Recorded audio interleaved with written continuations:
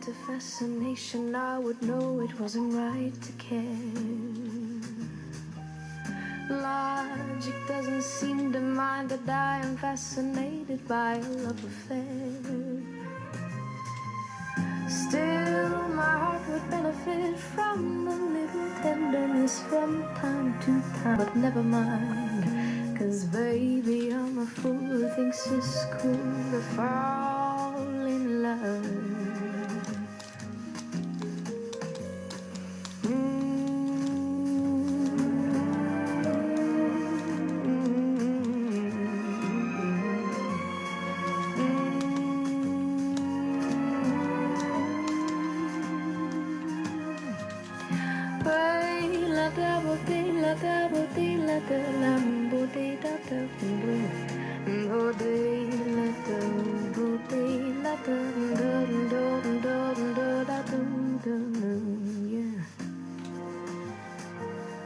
Maybe I should hold on just a moment and be sure it's not for vanity. Look me in the eye and tell me love is never based upon insanity. Hear the way my heart is beating, hurry up, the moment's fleeting. Kiss me now, don't ask me home, 'cause baby, I'm a fool who thinks it's cool to fall. Baby, I'm a fool who thinks it's cool to fall. And I would never tell if you became a fool and fell in love. Boas tardes a todos e a todas. Pagaba a pena deixar que fora rematando a canción, non? Da maravillosa Melody Gardot. Bueno, pois aquí estamos unha tarde máis en Comer e Falar Live para disfrutar dun ratiño de charla, de risas, de contar cousas interesantes. Hoxe desplazámonos ata un punto do mapa que nos leva ata Porto do Cabo, que está ubicado entre Valdoviño e Cedeira, vale? Concretamente na zona de Villarrube. Villarrube que ten unha praia preciosa. Seguro que estivera por aí a nosa amiga María Cheda recoñecería que isto é así, daquela zona. E imos a esta ali, está unha casa rural, vale? Unha casa rural que eu coñezo fai xa uns cuantos anos. Con dúas persoas ao frente, as que aprecio moitísimo, que fai moito tempo que non vexo, que é o malo, pero bueno, afortunadamente aproveitaremos para vernos aquí, non? Unha casa rural destas nas que te metes e non saes, o sea, non queres sair. Tanto por como eres recibido por José e por Antonia, como pois pola ubicación, pola preciosa casa que teñen e pola súa cociña. Como se come ali. Bueno, pois hoxe imos a coñecer un poquinho mellor Casa do Morcego. Así de paso tamén queremos saber un poquinho, pois dende unha establecemento de turismo rural, como están indo as cousas estos días, que se prevé, etcétera, etcétera, non? Como vai a influir neles precisamente pois toda esta situación, non? Esa desescalada que todavía está no aire e non sabemos, bueno, falanse de datas, falanse de posibilidades, pero que vaya todo evolucionar moito en dependencia, como falábamos antes cos nosos compañeiros e colaboradores, de como vayan sendo tamén os datos, non? De momento está ese limbo do punto cero que está entre o día 2 e o día 4, que veremos ben todavía que é o que vai a pasar, e 15 días despois comezará a funcionar un pouco a maquinaria, ou eso creemos. Haberá que velo, en todo caso, haberá que velo, que comprobalo e saber se eso vai a ser así ou non. Pero queremos, bueno, pois, aparte de contarvos a historia de Casa do Morcego, contarvos a súa ubicación maravillosa, pois, eso, descubrir tamén a súa cociña e falar un poquinho destos temas. Bueno, saúdo aí a toda a xente que ven por aí, a ver, que por orden si me acordo, Susi, Gesto, Arancha, María López, Olga, Manel, que veixo por aí, os amigos de Obruño de Cangas. A ver se un día charlamos, Xa sei que che costa un pouquiño, pero bueno, a ver se falamos un ratiño, que fai tempo que non falamos. Bueno, que vos vin aí un montón de xente conectada. Un placer tervos, como sempre, connosco. Hoxe temos tamén sorteo con Suso Martínez, durante os próximos, o sea, contando o de onte, hoxe e mañá, imos a sortear esas 3 cuñas que nos cedeu, en este caso, Cortes de Muar, vale? Unha cuña de 400 gramos dun queixo espectacular curado en un pano con manteca de nata, con un ano de maduración espectacular, espectacular. Hoxe sortearemos o primeiro pola persoase de hoxe, e para mañá sortearemos coa persoase que traiga hoxe. E remataremos con o noso querido José Luis, José Lix. Bueno, María, que tamén ten unha preciosa casa rural, por certo, por alá arriba, por cerca dos amigos de Casa do Morcego. Un placer que estés por aí, María. Para ver se charlamos tamén outro día. Digo eu que isto é a casa de todos, así que... Bueno, en todo caso, eso é o que temos preparado para hoxe. Agardo que disfrutedes e que pasedes un bo rato. E de entrada imos a tentar chamar pois o noso invitado. A ver, que vou a buscar aquí, que pensei que o tiña localizado. Espera, a ver.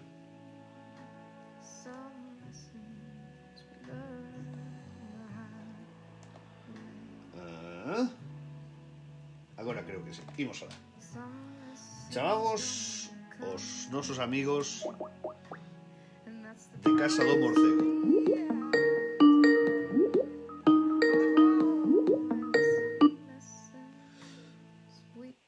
Hola, ¿qué tal? Hola. Hola.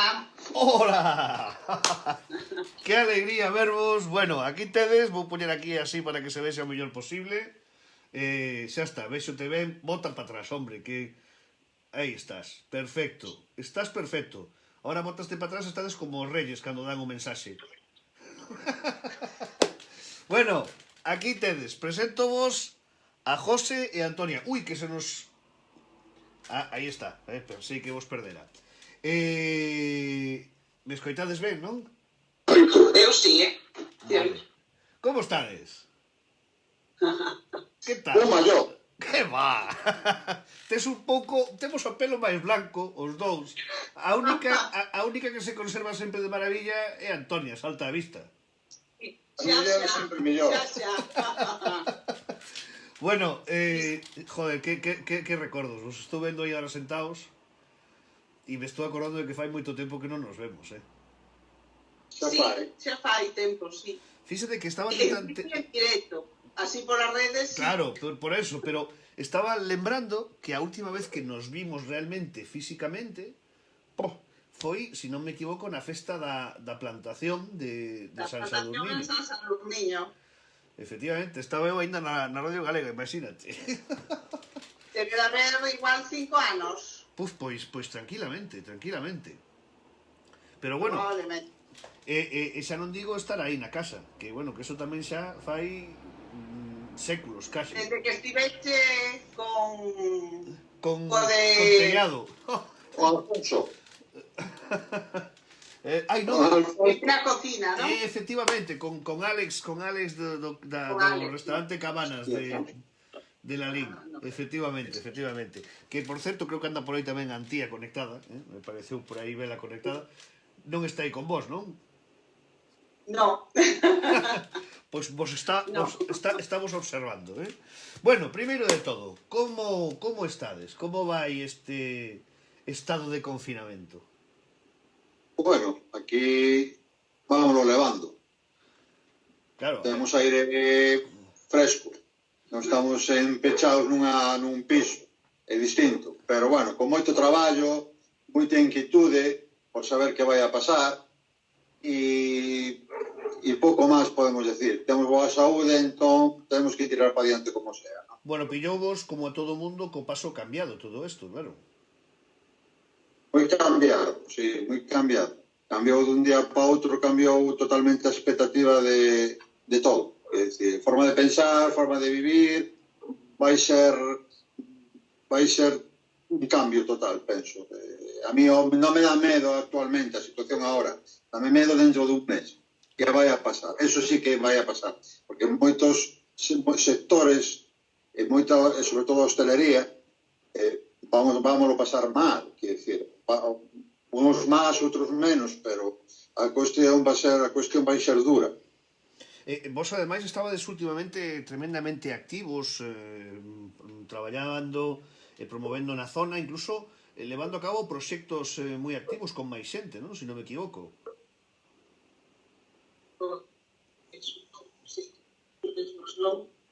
Sí, no turismo slow, Sí, turismo surf, estábamos moi activos en ese sentido. Todo. Outonos gastronómicos, por suposto. que, bueno, este ano non sei que va a ser, porque en principio no había nada plantexado por parte da Xunta, non sei se era por problema electoral, presuposto e tal, e non sei en que vai a rematar. Supoño, desde o noso punto de vista, que continuará, evidentemente, porque era unha cousa que estaba afincada e moi asentada e moi coñecida aquí en Galicia, incluso zona de León e Asturias, e bueno, supoño que seguiremos nesa liña. Nos, evidentemente, dispostos nos a traballar pro dos produtos galegos, como sabes que dos produtos locais, ser respetuoso con o medio ambiente e todo o que sea kilómetro cero está sempre na nosa mesa. Peixe de cedeira ven directamente a casa e iso, non sei, a nosa filosofía de traballo. Bueno, agora afondamos un pouco, voltaremos outra vez a isto de falar da actualidade, do que facedes, do que é a Casa do Morcego, non? Pero aquí sempre nos gusta dar un paseo hacia atrás, non? E lembrar que é Casa do Morcego e por que nace este proxecto. Canto fai deso xa? Isto xa fai Vai facer 12 anos. 12 anos. En agosto. ¿No? Sempre anduvemos buscando, porque nos viaxábamos moito de turismo rural, gustábanos este tipo de aloxamento, porque é un tipo de xente tranquila, non é para nada conflictiva, moi respetuosa. Entón, bueno, pues sempre nos gustou esa forma de viaxar e o que é a esencia do turismo rural. E sempre anduvemos buscando onde ubicarnos, como. Buscábamos, deixamos a idea aparcada, non a topábamos, era moi pequena, era moi grande, buscábamos unha cousa de entre 5 e 7 habitacións, e un día, de casualidade, dando estos viaxes perdidos que faz un domingo, atopamos unha casa, chamamos, fomos a ver, non con reunidas condicións, pero dixéronos, pero aquí adiante en Porto do Cabo, véndese unha e tal, bueno, pois vamos a ver. Foi chegar e enamorarse, non? E enamorarse dela no camiño de San Andrés, quero dicir, sin ningún inconveniente al lado, quero dicir, non hai ninguna casa adosada, nin unha carretera transitada, ainda que pasa a carretera por diante da nosa casa, pero non é a carretera xeral, que é unha pista asfaltada, non hai tráfico ningún. E, bueno, pues aí empezamos a nosa aventura e despois de moitos atrancos burocráticos pa aquí, pa lá, que todo é latoso, o 8 de 8 do 2008. 8 de 8 do 2008. Das Olimpiadas de Pekín, pois aí empezamos a nosa andadura. Ese mismo día nos dieron a licencia de apertura. Ese ano foi un ano, como quen dice, moi perdido, porque xa era agosto, todo o mundo tiña os seus sitios reservados, pero a partir de aí sempre foi de menos a máis. Nos sempre fomos de menos a máis. Eran tempos difíciles, había que buscarse un sitio no mercado para competir co resto, de ofrecer algo que non ofreceran outras casas, para que non sea sempre pan monótono. E, bueno, o noso é a cociña, os menús da nosa terra, os produtos frescos, e aí empezamos. Bueno, e vos, aparte, claro, tedes a vosa adicación profesional aparte da casa, non? Exacto. É fácil compaxinar eso? Ahora sí, Ahora sí, que porque... ese é un traballo. Ahora sí. Xa non. Nosa habitación. Diz a nosa habitación, te oí mal. Non, digo que a vosa adicación profesional aparte da casa é outra, claro. Sí. A miña, a hora del Ahora ela, lle queda ela, eu Ahora- rematei. Ti ahora xa estás aí como o señor de la casa, ¿no? Sí, el abuelo. Bueno, pero conseguiche desde... eu sigo ca miña dedicación profesional igual, o que pasa que, bueno, eu agora realmente o que me adico aquí a casa, sí, a cociña, bueno, sigo estando eu bastante na cociña, pero sí que é verdad que teño relevo xa na cociña. Ah, xa Teño tes? a Rubén, que é o mozo da miña filla, que xa leva uns cuantos anos adicándose. El, además, sí é cociñeiro profesional, sí fixo cociña, e polo tanto, pues, bueno, ahora podo coller algún día libre e de vacacións porque teño que me sustituya. Entón, pues, bueno, sí que xa notas, eu notei moito, claro. É un pilar importante no funcionamento desta casa. É difícil atopar a xuventude tan comprometida, ¿no? con o que é o traballo, ¿no? E que se adapte, E que se adapte tamén claro, al sistema e a clase de cociña que elaboramos, que ele é o 80% casi do elaboración de menús, as ideas son el, ¿no? Entón, bueno, iso é moito de agradecer e moito descanso para nós. Porque, Antonia, ti, dende un principio, a cociña sempre fuches a absoluta ama e señora de todos os espazos. Afortunadamente, non quixera eu ver a José cociñando. No, No. No. Pero... Por lo menos a xente.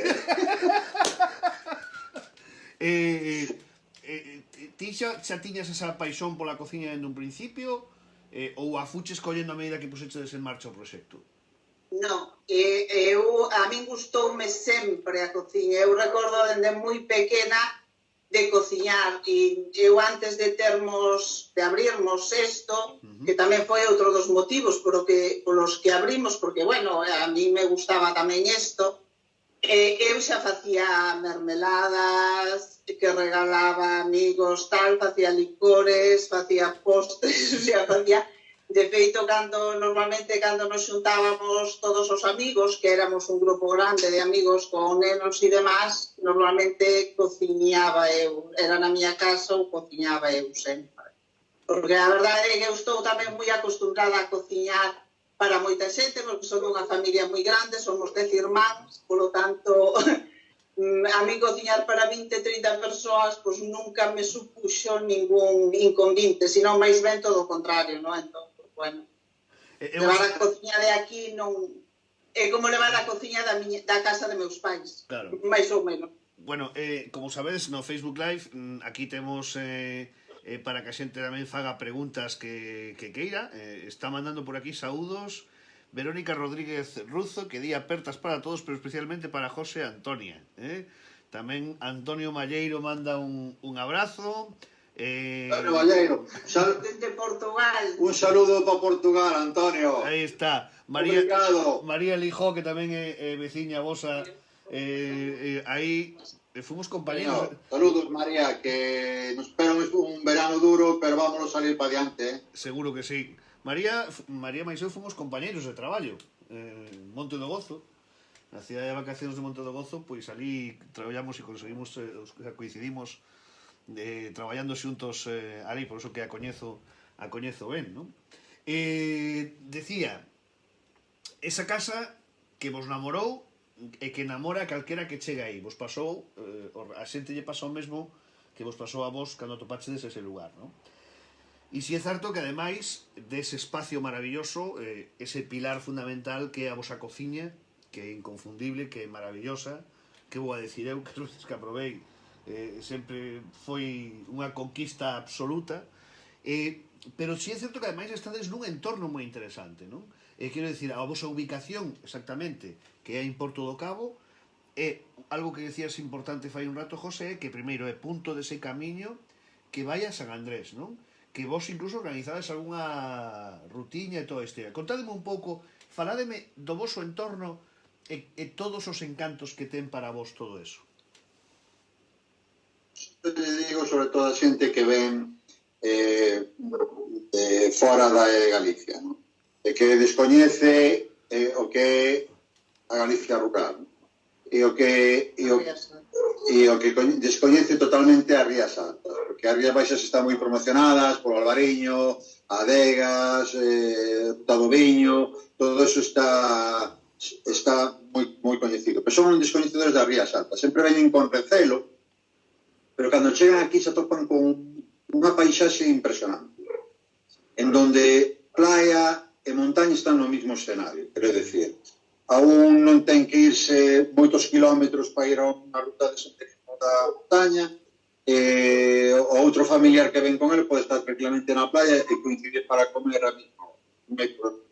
Por qué? Porque somos ricos. Despois temos produtos de primeira calidade, tanto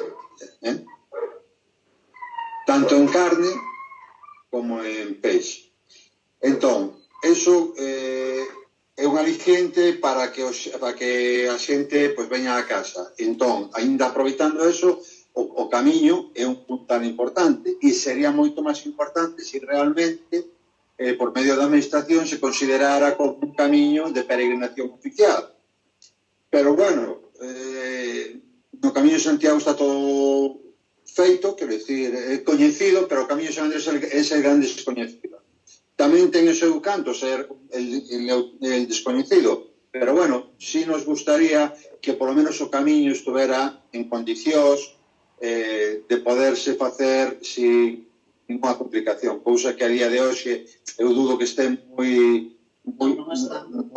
axeitado, porque dende que o Club de Montaña en Ferrol deixou de facer esa ruta, xa está todas as señalizacións tapadas pola maleza, e os concellos non teñen moito interés en revivir ou en adecentar eso, non sei por cal é o motivo, non? Entón se dedican pois, a outro tipo de turismo, e cabe todo tipo de turismo en un paquete, quer dizer, hai turismo cultural, hai turismo religioso, hai turismo de playa e hai turismo de sendeiro. Non, o que é curioso é que a ver, eu plantexo, non? Que neste momento no que estamos, non? No que realmente creo que vai a ser, isto é a miña percepción, de que vai a ser unha boa oportunidade para o rural, non? Para dar un arranque importante, porque si é certo que polo tipo de establecemento, pola ubicación en espacios abertos, bueno, por moitas razóns, creo que vai a ser un bon momento para o rural, non? E sobre todo tamén é un bon momento para todo o tema de actividades ao aire libre, non? Quero dicir, de feito, a mí me sigue sorprendendo que un camiño como o Camiño de San Andrés ou mesmo a ruta do Camiño dos Faros non este todavía catalogada nin oficializada. A mí me parece alucinante, non? O sea, quero dicir, algo que ademais non perxudica para nada o tema dos Camiños de Santiago, non? Porque os Camiños de Santiago é unha cousa e despois este tipo de rutas que teñen ademais un gran seguimento é outra cousa e poden ser perfectamente compatibles, non? Entón non sei, porque non se fan esforzos nese aspecto. A mí sempre me sorprende incluso máis que si son os propios concellos, non? Os que non sexan os que os primeiros en poñer a pica, non? Como digo eu, non? Porque realmente son os primeiros interesados, non? En que porque por cantos concellos vai ese camiño de San Andrés? Pasa por, Ferrol, Narón, Valdoviño e Cedeira. Bueno, o que é o camiño de San Andrés cara a Santiago de Compostela, porque despois hai outros camiños que veñen, pois, incluso de Lugo, de Ribadeo e demás. E como diste, é realmente increíble que se potencie tantísimo o camiño de Santiago, que dende hai anos, e que co camiño de San Andrés, eu non digo que, porque creo que non me gustaría que se fixese claro. Igual a masificación do camiño de Santiago. pero sí que é certo que é fundamental, cando menos, que este señalizado e que este en condicións para que quen queira facelo, poda facelo, porque a día de hoxe, como decía José, non está nesas condicións. Igual vas por onde está señalizado, te atopas con que cortaron madeira e está cortado o camiño, desde que ir para outro lado. Entón, claro, eso non pode ser. O primeiro que teñen que facer os concellos é mantelo nas condicións axeitadas para que sexa cando menos transitable. E despois sí que hai tempo que leva habendo proxectos, reunións e demás para potenciar o camiño de San Andrés de Teixido, que ao final non rematan nunca en nada. Non sei exactamente cal é o motivo, pero, supoño que será como moitas outras cousas que se fan, porque hai uns fondos moitas veces, non? E aí quedan.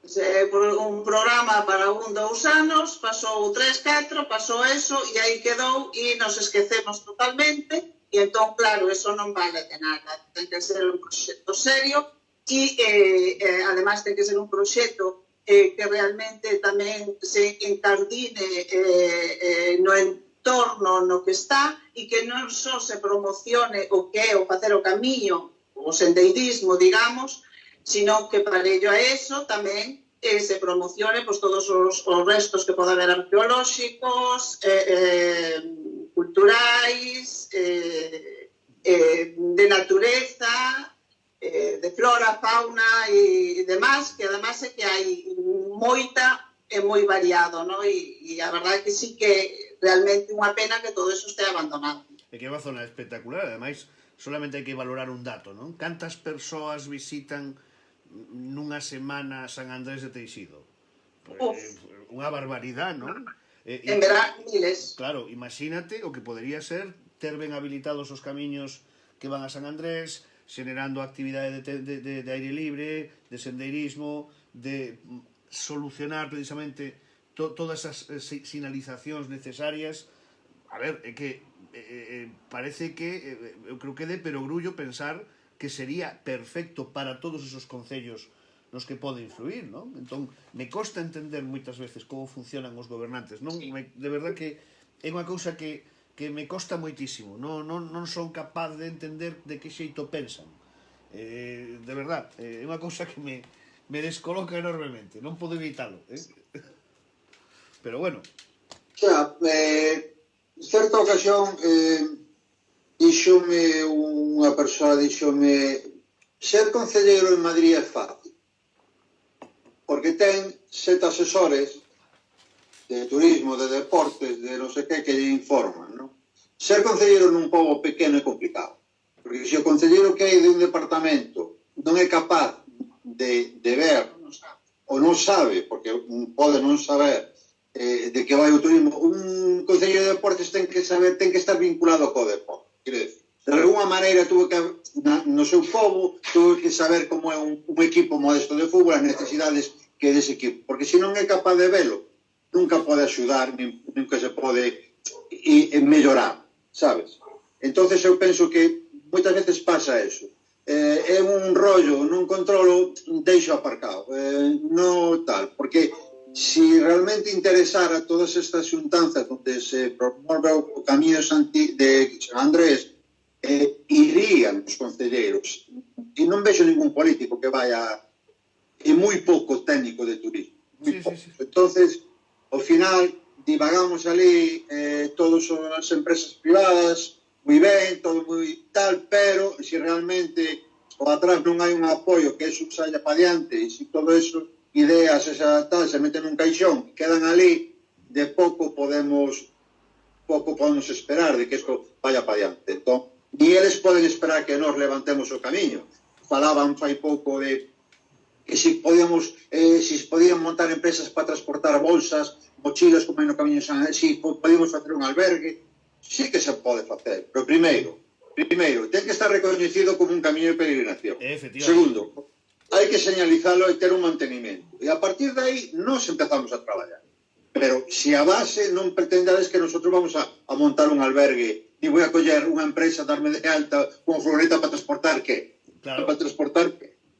Entón, eso é o triste, ¿no? Que moitas veces tes ideas, tes ganas, pero atopas coa administración provincial, galega, local, que todos son atrancos, ¿no? A la hora de intentar, de salir, de apoyar, bueno, e é así como vemos, non sei. Eso, a veces a verdade é que o malo é que é bastante frustrante, non? Eu creo que iso é o peor de todo, non? Esa sensación de que a pesar de que fagas moitísimas cousas, pois que eso, que haxa sempre esos problemas, esas persoas que non moven un dedo, non? Pero que son os primeiros en decirche que tes que facer, non? Cando menos, bueno, eu digo que a palabra é frustrante. Estaba vendo aquí un pouco comentarios tamén por aquí.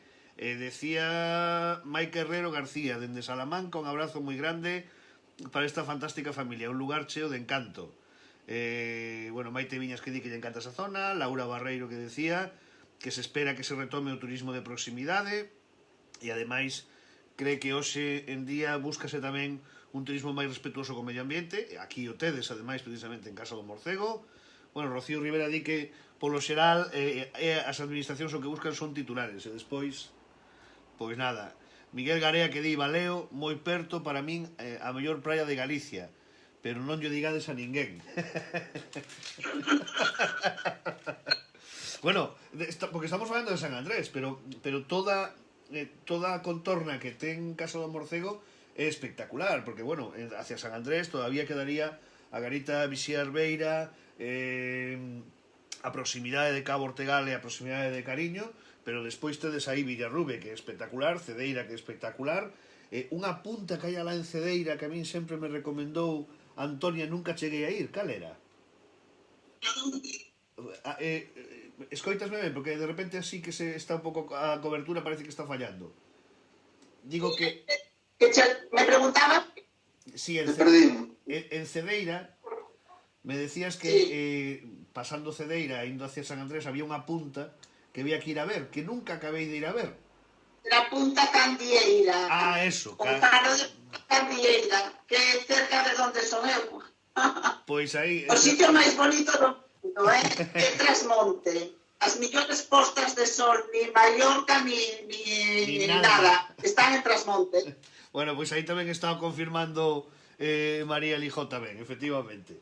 Decía, bueno, eso, a zona de Villarrube, e por suposto tamén, ademais, que estades moi posicionados con todo o turismo relacionado co tema do surf, ¿no? Con Pantín aí ao lado, por exemplo, ¿no?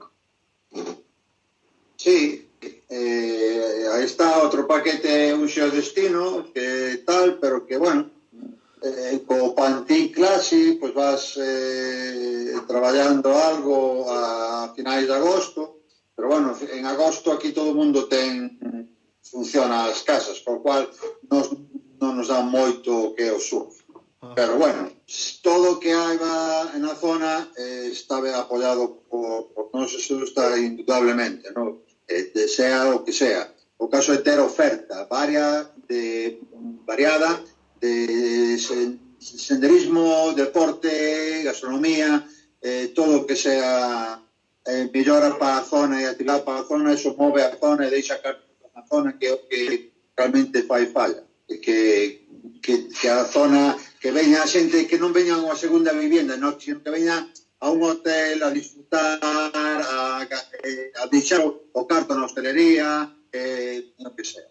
Entón, bueno. Iba a decir eu que co sur, eu creo que non exactamente igual, pero sí que pasa tamén algo como pasa co camiño de San Andrés, que é que o sur está exclusivamente centrado no Pantín Classic. É dicir, o que se invierte fundamentalmente en surf é para o Pantín Classic. O Pantín Classic son esas semanas ou esos días que hai moitísimas empresas, además das que están aí, non son ni siquiera do concello, ou son xente de fora, que está, bueno,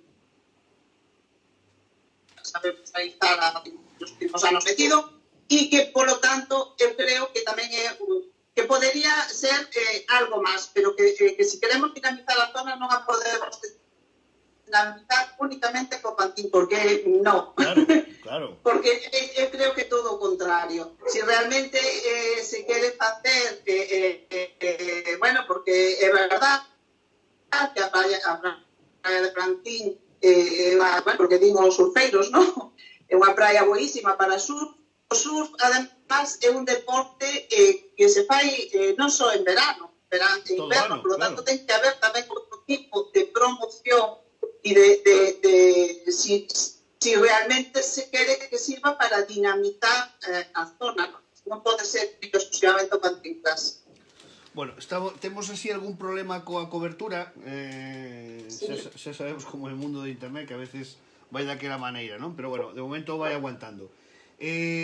Falemos de Casa do Morcego. Como é, cantas habitacións ten, como está distribuída? Contádeme un poquinho, falademe un poquinho da casa. Bueno, pois a casa é unha casa pequena de labranza, que consta de 5 habitacións. Dúas delas son especiais, que teñen unha terraza, cada unha independiente, e 3 dobles, unha de 2 camas, unha triple, e unha adaptada a xente con discapacidade, e outra doble normal.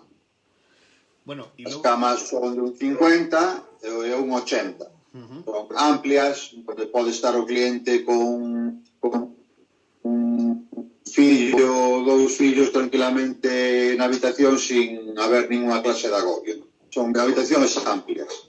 Nos preferimos a traballar o turismo familiar, que normalmente é o que ven con 2 fillos. Hai poucos sitios onde teña autorizada 2 camas supletorias por habitación. Ten que ser unha habitación máis dimensións amplias. Sí. Entón, eso nos favorece tamén moito a hora de que a xente non lle complique esa vida, que ten que olle 2 habitacións, unha arriba, outra abaixo, os pequenos, non sei que, entón están máis ou menos xuntos e cómodos. E dou fe delo, aseguro-vos de que é así, espaciosas, cómodas, acolledoras, espectacular a casa. Ese salón maravilloso no que están eles sentados, destos nos que te sentas a falar e pasan as horas, esa terraza de fora na que te vas a tomar algo despois de cear e tamén pasan as horas e non das marchado, e todo eso cunha cociña maravillosa na que, aínda que xa empezaste sempre con unha filosofía clara, foi evolucionando cada vez máis hacia unha mensaxe clara dese produto de proximidade, non, Antonia? Dese produto, desa horta, de todo ese produto de traballar ese tipo de gastronomía, non?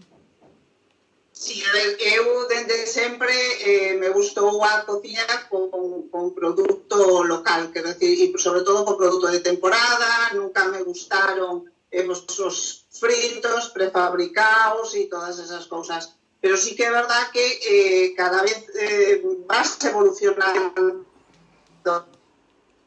máis, por tanto tamén, pues bueno, dentro das miñas posibilidades, porque, bueno, xa como decíamos antes, aparte eu traballo fora daqui, sí que intento ter unha pequena horta con, bueno, algo de produto para a miña cociña, e o produto que non teño eu, que é a gran maioría, pois procuramos mercado a xente aquí, senón en Cedeira, suele ser produto ecolóxico ou cando menos, xa digo, de proximidade todo e de temporada, no? Peixe, como decía antes, José, é sempre peixe da lonxa de Cedeira, carne tamén é carne daqui, as patacas son patacas daqui, o leite temos un de San Sadurniño que nos sirve leite fresco,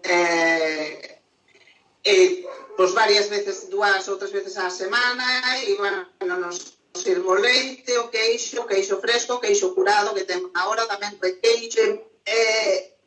Intentamos tamén que os clientes que veñen á nosa casa, bueno, moitos deles, sobre todo no verano, a gran maioría non son galegos, son de fora, e, polo tanto, que o que coman aquí sexa produto de aquí. É dicir, que non van a poder comer sin outros. Hoxe, dubido que o requeixo auténtico, digo, como era o de sempre, que o vayan a topar, pois, nin en Madrid, nin en Salamanca, nin en Barcelona, non? moitos tipos de queixo que tamén temos aquí. Sabemos, además, que cada vez os produtores, os gandeiros están facendo máis variedade de queixo. Temos xa non só que existe o queixo de tetilla e o queixo de moeche e o queixo fresco, hai moitísimas variedades de queixos galegos moi bons e, por lo tanto, non necesitamos para nada comprar produto de fora, non?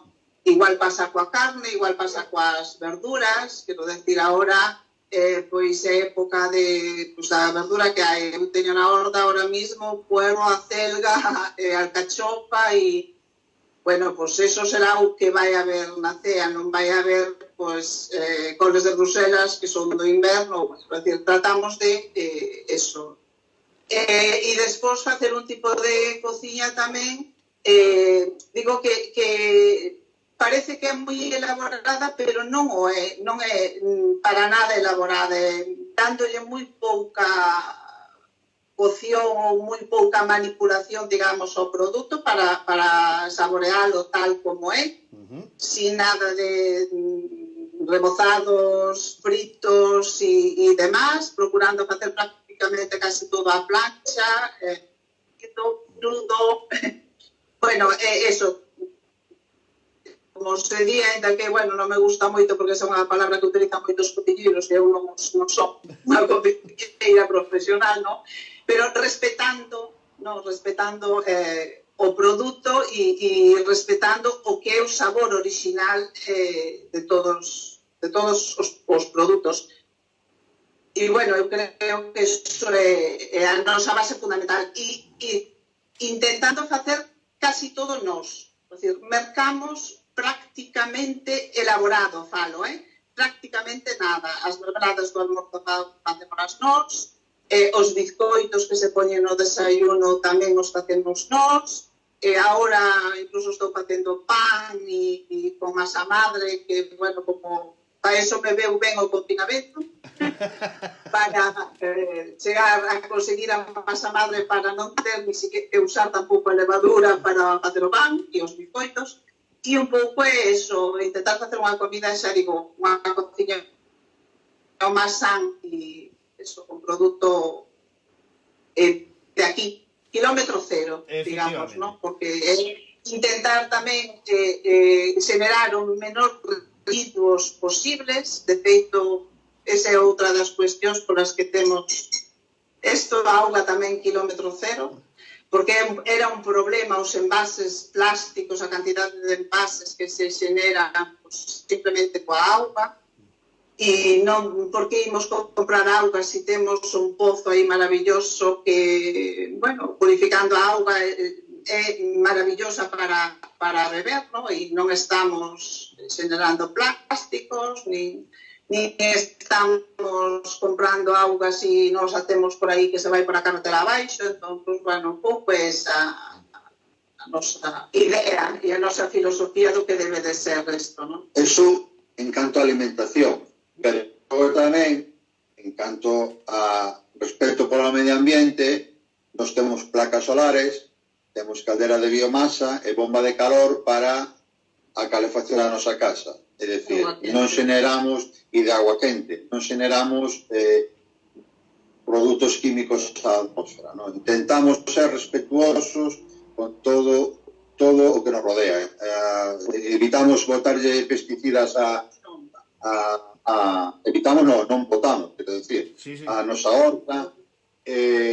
Claro, eso ten un risco. Un ano consigues con todos os coches, o ano seguinte non, pero é así. Incluso este ano pasado recordo unha anécdota que foi un home de Madrid, un cliente, foise un pouco con un resquemón, non? Un día encargoume unha mariscada e foise e lle dixe: Ángel, pero vaste mal. E me dixo: non me quixeche facer unha mariscada. E dixe: sí, me quixe dar unha centola francesa, porque non estamos en época de centola. Entón, eu unha centola francesa non che vou a dar. E sona mal que non che quera dar, eu te podei haber engañado, ti non o ibas a saber. Pero non é esa a nosa filosofía. A filosofía é, se non hai de temporada, non hai. E hai que dicir, hai xente que non se pode dicir, non hai, eu quero, el dixo despois, hombre, viéndola así, non me has engañado. Claro, ¿No? Claro, claro. claro, cada uno te ha engañado. Non estamos o que é para, como se fora para nós, exactamente para os nosos clientes. Eu penso que a xente agradece todo, e o turismo rural é eso, básase en esa filosofía. Unos máis, outros menos, pero esa é a filosofía. O ambiente é un ambiente caseiro, é un ambiente entrañable, estás en contacto moi directamente co cliente e o cliente contigo. Entonces, de feito, nós temos moita fidelización de xente, porque veñen xa, digo, non nos cansades de ver a zona, porque es que non tedes nada que ver. Vides todos os anos, 15 días, no, pero é el estar aquí, estar a gusto, ir a comer a tal sitio que nos tratan ben, ir a non sei onde, certas cousas, depois vir aquí tomarse un viño, ou tomarse un café, ou tomarse unha cerveza, ou tomarse un gintoni á noite. E iso, hai xente que o valora, evidentemente. Claro. Hai quen valora a festa. Nós aquí que veña buscando festa, está equivocado. Dicir, no. Algún día fixemos algún... Faremos unha... Cando salgamos desto, faremos unha festa cando salgamos desto. Eu quero pensar así. Antes de irnos a cociña con Antonia, como estades preparando a posible volta a actividade? Estades estructurando un pouco como ides a funcionar? Tedes na cabeza cal vai a ser o sistema de traballo, aínda sin saber demasiado ben que é o que vai a pasar, non? Porque todavía non o sabemos ben. Non sabemos, mira, non sabemos ni como vamos a traballar. Non sabemos como vamos ter que facer a higiene con esta nova normativa. Porque tendrá que sair unha normativa e alguén nos tendrá que decir como hai que facer, igual que nos dicen como temos que manter unha cociña. Claro. Non sabemos data de apertura. Non sabemos se vai vir xente de fora a nosa comunidade, se vamos a ter que facer con un turismo de cercanía. Non sabemos nada, todo é moi incierto. Nós creemos que vamos ter que cambiar, o mellor temos que dar comidas, porque a xente o mellor non se vai a desplazar. O mellor veñen xente por estancias máis largas para non estar por fora moito tempo e ter medo a eso. Non sabemos como vamos a reaccionar. Entón, ese é o problema que se nos plantexa. Sí, e a verdade é que, sobre todo, o problema de todo isto é esa sensación de dúbida que hai no ambiente, non? De incerteza, de non ter moi claro, porque se fala de posibles datas, de como será a estrutura de como poden funcionar os establecementos, pero non hai marcadas unhas pautas de como teñen que funcionar os establecementos, de como ten que estar o personal, de tantas cousas que, a verdade, que bueno, que é un sin vivir, o sea, eu me imagino cada un de vos, pois restaurantes, bares, establecementos de turismo rural, o sea, esa incerteza é tremenda, o sea, a estas alturas non ter claro como, cando, de que maneira podes voltar ao teu negocio, a verdade é que é tremendo. Realmente, si non se pode abrir, claro que non sabemos. Nos, de feito, estes días estivo habendo chamadas para reservas para xullo e agosto. Nos estamos dicindo pues, lo que hai, que nos as vai apuntando e tal, non confirmamos nada de momento hasta que se saiba, non? Pero é verdad que se non se pode abrir xullo e agosto, o ano é perdido. Claro. Quero decir, porque nos xa pechouse antes da ponte de San José, do 19 de marzo, nos esa ponte tiñámola prácticamente cheo, Semana Santa estaba tamén prácticamente cheo, tamén houve que cancelar todo, e realmente, se non se pode abrir no verán, o ano perdeuse totalmente. A ver, eu quero pensar que abrir, que igual podemos abrir, sobre todo os que somos negocios pequenos, onde non vai haber unha aglomeración de xente, aquí son 5 habitacións. Non sei o mellor como as normas que o mellor poden marcar despois para os espacios comuns, que, bueno, pero bueno, nós temos espacio suficiente entre salón, comedor, terrazas das habitacións, porche e demás para que poidan estar todos desayunando cada habitación no seu sitio, non? Pero de eso non se sabe nada, e si é certo que, bueno, non deberá de tardar moito en saberse, porque si hai que facer pois adaptacións tal, habería que sabelo. Eu creo que o máis complicado vai ser non só a data de apertura, sino o que a xente poda viaxar para vir.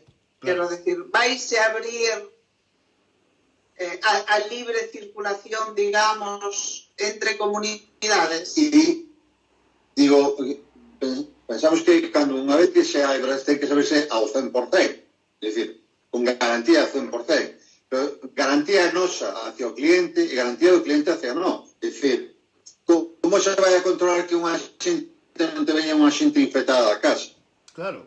Sabe, non sei como poderá ser eso, porque te imagínate que por cualquier motivo alguén ven o virus e contagia aquí a alguén.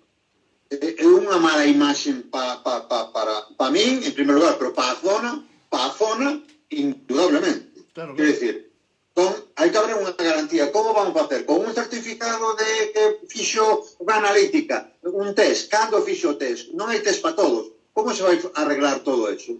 Eso é unha incógnita, por eso digo que é un futuro incierto en todos os aspectos. Na forma de viaxar, na forma de traballar, na forma de como se vai desenrolar a xente, desenvolver vai quedarse na casa, vai sair, Claro. vai e ben, como vai ir á playa, van ter que estar separados, van ter quen vai controlar, é incierto todo, é un entonces, claro, cada vez que estamos acercándonos a la data de que puedan abrir sin recibir ninguna clase de información y cómo se deben de hacer las cosas, a todo el mundo, supoño, en hostelería inquietará. Non sabe se tienen que poner mamparas, se tienen que hacer ese bolso, se tienen que abrir xa con un gasto a maiores que en productos que non teñen nada que ver, porque o gel ese que hai que lavar é carísimo, quer dizer. O gel ese é o novo Chanel número 5. Sí, novo Chanel número 5. Creo que vai a ser así, porque non sei se vamos ter que estar con mascarilla. Outro día que a Pepe Solla que non o veía, que eso non con mascarilla de camarero e con guante nas mãos, é dicir, tendrá que lavarse as mãos constantemente. Sí, pois a lo mellor sí, claro, pero como é? Como vai ser? Te lo van permitir, non te lo van permitir, tes que facelo, non tes que facelo, sí, claro. Tes que darlle a xente en cada un en un sitio distinto de almorzar, poden coincidir dos mesas, me van a abrir as 5 habitacións, ou unha na planta de arriba e outra na planta de abaixo, non teño nin idea. Bueno, teremos que ver que é o que pasa, pero eso hai que ir día a día, o sea, día a día. E sin demasiadas expectativas, Está claro. Bueno, creo que imos a intentar, digo intentar por la conexión, ¿vale? Ver cociñar a nosa querida Antonia, por lo menos... Dime. Sí. No, digo que verme así un pouquiño, non é un hábitat natural que a cociña. Efectivamente. Entón, si vos parece, imos para a cociña, imos a ver se a conexión non lo permite, porque nos salta bastante, dame un pouco de medo que non podamos ver ben, imos a intentalo, vale? Entón, nos levantamos, vos levantades vos, mellor, imos hasta a cociña, colles o móvil, querido José, Entón, mentras Antonia va á cociña, eu efectivamente. Acompaño está unha habitación, dou media vuelta vou para a cociña, que che parece? Efectivamente, é o que che vai a decir. A xente que non coñecen Caso do Morcego, por lo menos ven unha pequena parte de Caso do Morcego. Efectivamente, pois imos alá. Primeiro, que se vexa ben ese salón donde un se engancha sempre. A ver, tes aí o móvil xa, non? Aí estamos. A ver, vai despacio porque xa che digo, coa cobertura está a imaxe un pouquiño... Así. Aí está. Bueno, aí tedes o salón Bueno, coa temos o chimenea. lume encendido Oh. porque estamos como se fora no inverno. Oh, Dios. Ai, que envexa me estás dando xa, macho. Isto non Bueno, pode ser. vemos desde aquí un poquito que temos ahora aquí fora o taller de restauración que andamos cousas. Entón, bueno, os decía, aquí abaixo temos dúas habitacións. Sí. A ver, Unha é esa que é especial e outra a de discapacitados aí abaixo. Entón, vamos a subir primeira planta, pouco a pouco. Sabemos que Antonia está media en faena aí. e subimos. E mentre subo, aproveito, se me das ese minuto para saludar a todos os nosos clientes Por suposto. que nos estarán vendo, moitos deles. E aquí, esta planta, aquí temos 3 habitacións e te vou enseñar unha especial. Na última que dormín eu con miñas peques aí. Como? Aí dormín eu unha vez coas miñas peques. Aquí. Sí, señor, en Esta. esa. Hemos cambiado un pouquinho. Xa o vexo, xa. Mira, hemos cambiado. Ui, que se nos vai a conexión. Ai, Dios. A todo terreno. A ver, que se nos foi aí un momentiño a conexión, José. A ver, ao mellor non podo ir máis palo. Aí, Sí, aí se ve. pois dende aquí. Dende aquí. Aí. Aí tedes. Isto é Esa unha habitación preci- especial. Esta habitación ten salida a terraza. Efectivamente, a unha terraza maravillosa. Pois entón, claro, ca nova normativa poderían almorzar aí ou comer aí, sin problema ningún. Claro. Que eso é o maravilloso. Tomarse o cafeliño aí da mañán. Ai.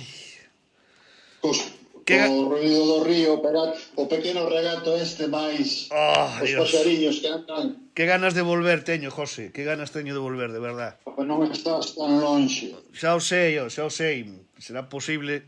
Bueno, temos que lembrar que dentro das instalacións tamén hai unha piscina.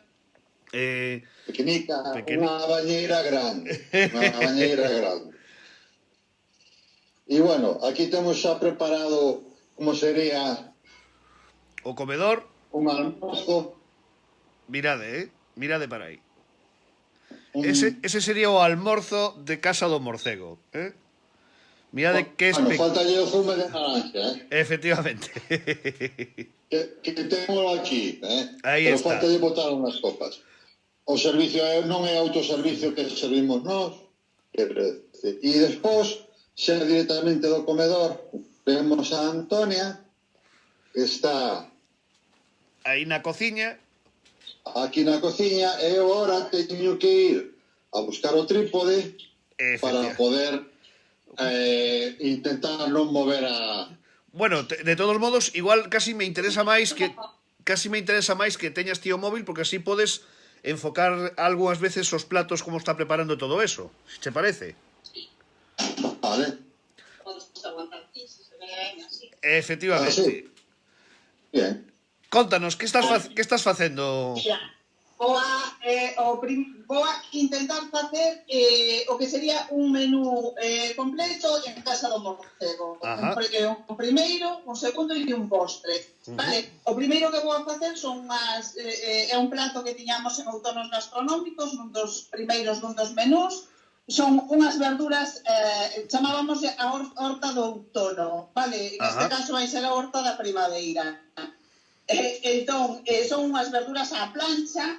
Eu acabo de poñer, non sei se podes enfocar aquí, xa tiña as verduras cortadas, vale? Acabo de poñer cenoura, cagaciño, e ahora vou poner unhos puerros. Estos son da miña horta, por eso son pequedachiños, vale? Ajá. E unha remolacha que xa teño un pouco precocida, e agora vamos poñer aí a casi en etapa.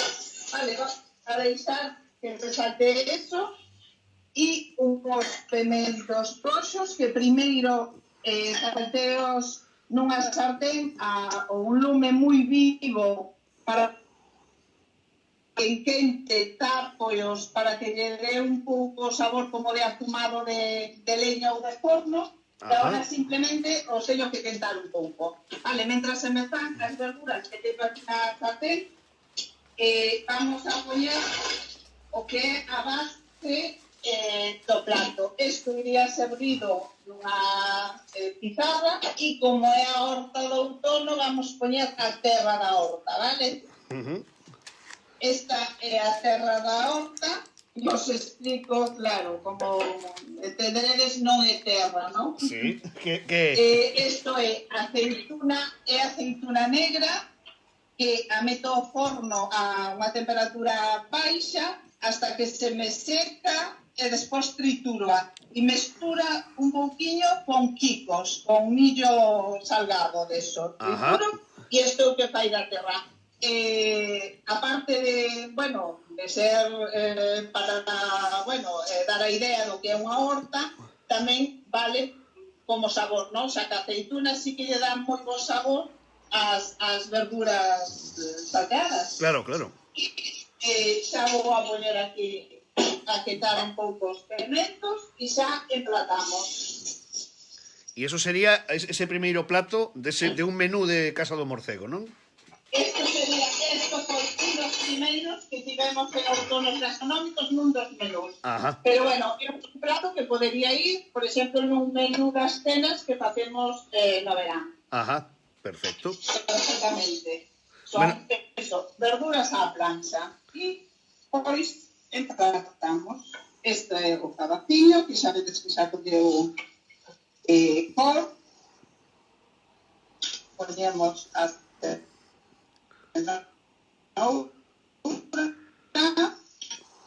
pelador de patatas, vale? Unos puerros, o pimento e a remolacha que vamos a poñer por aí en dadiños. A ver, este plato como, bueno, entenderedes, pódese facer con calquer tipo de verdura. Claro, o bo desto é que o que decías ti, non? É o traballo do produto de tempada.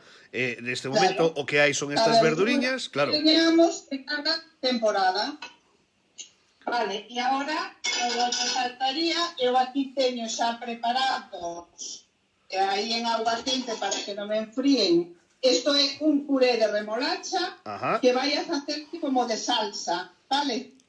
Perfecto. Poñemos por aí un pouquiño de puré de remolacha que vamos a deixar aí, e isto é un puré de cabaciño que simplemente cocer a remolacha ou cabaciño con unha pouca de patata ou a parte verde do puerro que non usamos a mezclamos tamén, claro, para a plancha, e depois ponemos aí para mollar un pouquiño de sal en escama por riba e unhos puntiños aquí. Isto é mayonesa de sriracha. Sabes que a sriracha é un pimento un pelín picante. Pois a quen lle guste molla aí e lle dá un pouquiño de picante, e se non che gusta non mollas. E este estaría xa rematado, que é eso.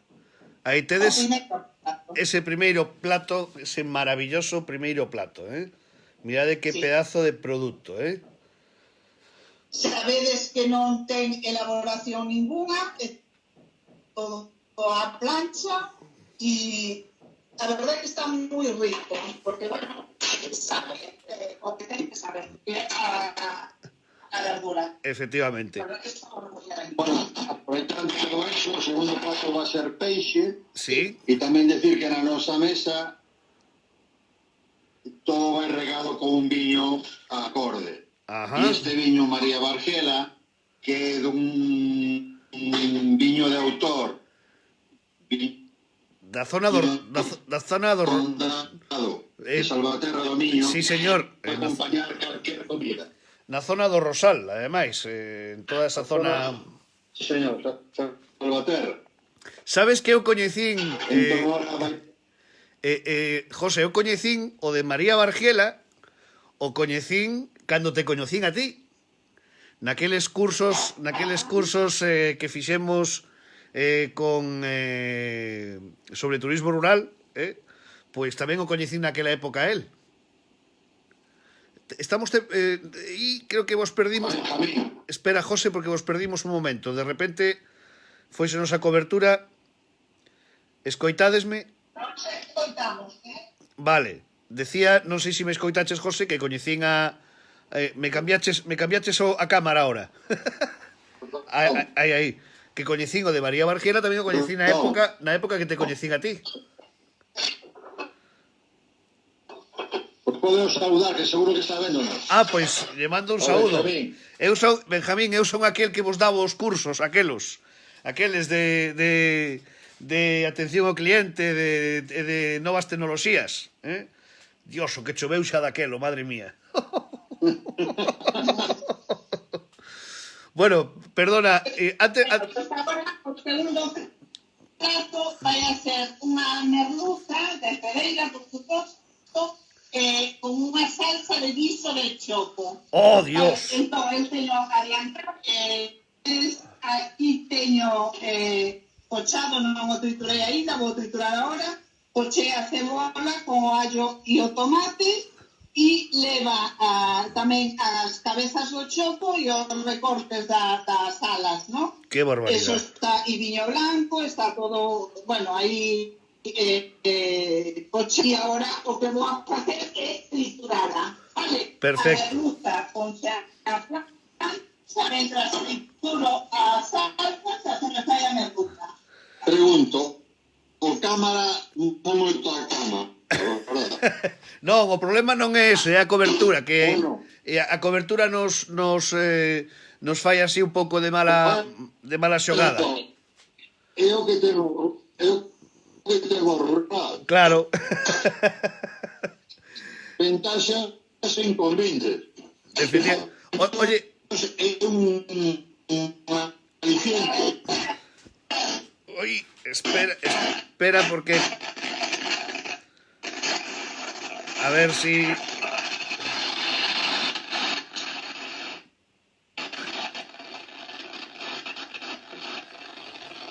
A ver si conseguimos recuperar...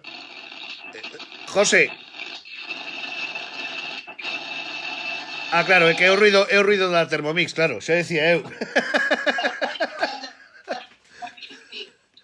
Mira, aquí temos a salsa, que como está un pouco espesa, que eu teño que ser o caldo onde cocín por os chocos, porque os cocino un poquillo primeiro, e a espiña da merluza tamén, claro, a espiña da merluza. Entón, un poquito. Aquí na cociña non se pode tirar nada. Nada de nada. Todo.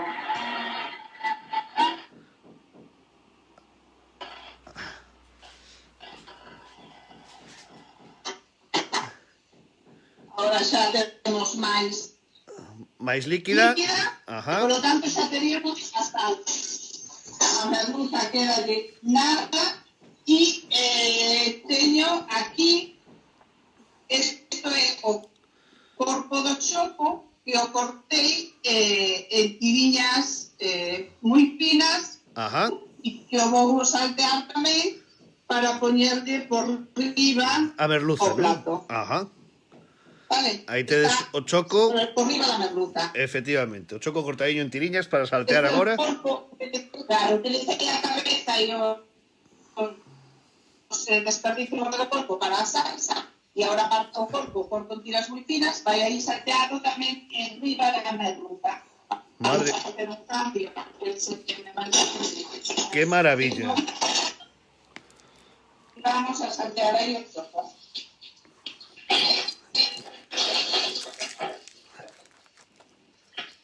Y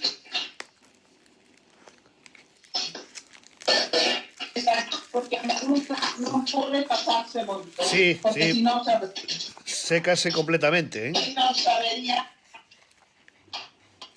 non sabería nada. Entón ten que estar jugosita. Vamos a poner unha pouquinha de salsa.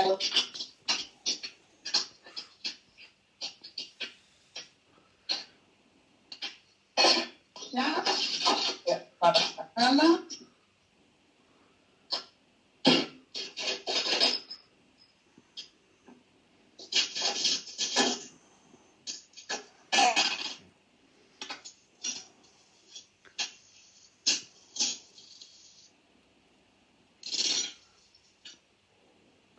Aí está a merluza colocada arriba da salsa, non? Está colocada a merluza arriba da salsa. Esa salsa de guiso de chocos. Enriba da merluza poñemos o choc crujiente. Con isto que conseguimos tamén é ter diferentes texturas. Temos a merluza que é máis blandiña e imos ter agora aí enriba o crocante do choco. E nada, simplemente lle poñemos por riba un pouquinho de aceite, cerliño e perexel. Ay, Dios. Estaría Mi madriña Antonia, mi madriña. Qué barbaridad. a salsa, pois máis ou menos, se se quere mollar ou non, se podería máis salsa para mollar pan Ay. ou patata. Pero bueno, Estásme dando máis gañas de ir, que xa as tiña, vamos, pero bueno. e vamos co postre. O postre vai ser un pan quente, un perrito caliente. Como? Un perrito Vale, que... que esto é algo que sí, un pouco curioso, ¿verdad? Un perrito caliente de postre. Pues sí, imos facer un perrito caliente de postre. Vou a ir un momentiño ao congelador. A ver, eu teño aquí, vedes nesta leite. Sí. Podes ter leite solo, se pode poñer, ou se pode leite con un pouco de nata. Ajá. Vale, se pon a quentar. Eu, no meu caso, boteille ralladura de abatonca. Que De abatonca, vamos a sí. collela. Abatonca é unha especie como se fuera, bueno, como a noz moscada. E, bueno, ten un sabor bastante espectacular, espectacular. particular. O deixamos infusionar aí no leite. E agora o que fago é metín un pan de leite, un boliño de pan de leite aí dentro para que se me humedezca, ¿no? E me chupe, quede blandiño. E vou un momentiño a buscar o xeado. Por certo, José, preguntaban aquí que por qué Casa do Morcego, por qué se chama Casa do Morcego? Porque aquí había morcegos cando nos mercamos a casa. Estuveron aquí hasta que fixemos a obra, viviron aquí cómodamente. De feito, hai unha habitación que chamamos habitación que era onde estaban. Que eran onde estaban, non? Serán aí onde estaban. Sí. Vamos a sacar o boliño. Ajá. Vamos a abrir a mitad.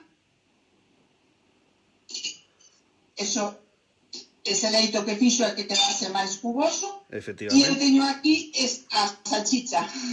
Pero... Isto é xeado de vainilla. Ah. É moi fácil de facer. É coller un cacho de plástico, meter xeado, enroscar,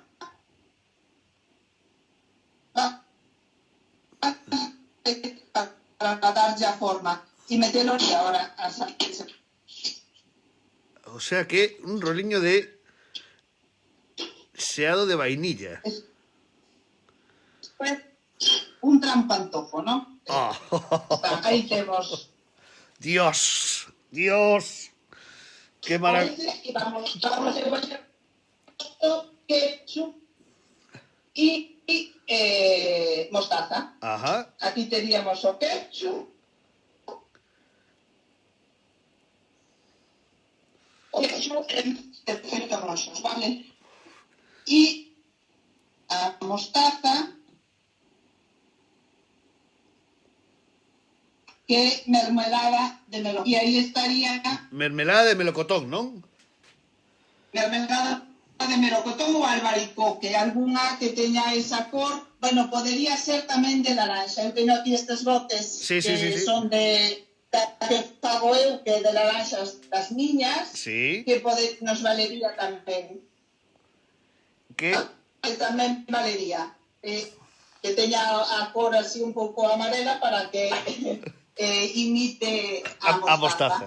E teríamos, pois, un menú. Ya, facemos un repaso ao primeiro plato, verduriñas da horta de primavera, unha merluza de cedeira, en salsa de guiso de... con choco, salsa de choque, de postre, un candente e acompañado de María Bargiela, aí está. un bombillo. Se pode facer un menú completo, eu creo que é moi rico e que non ten tampouco moita complicación.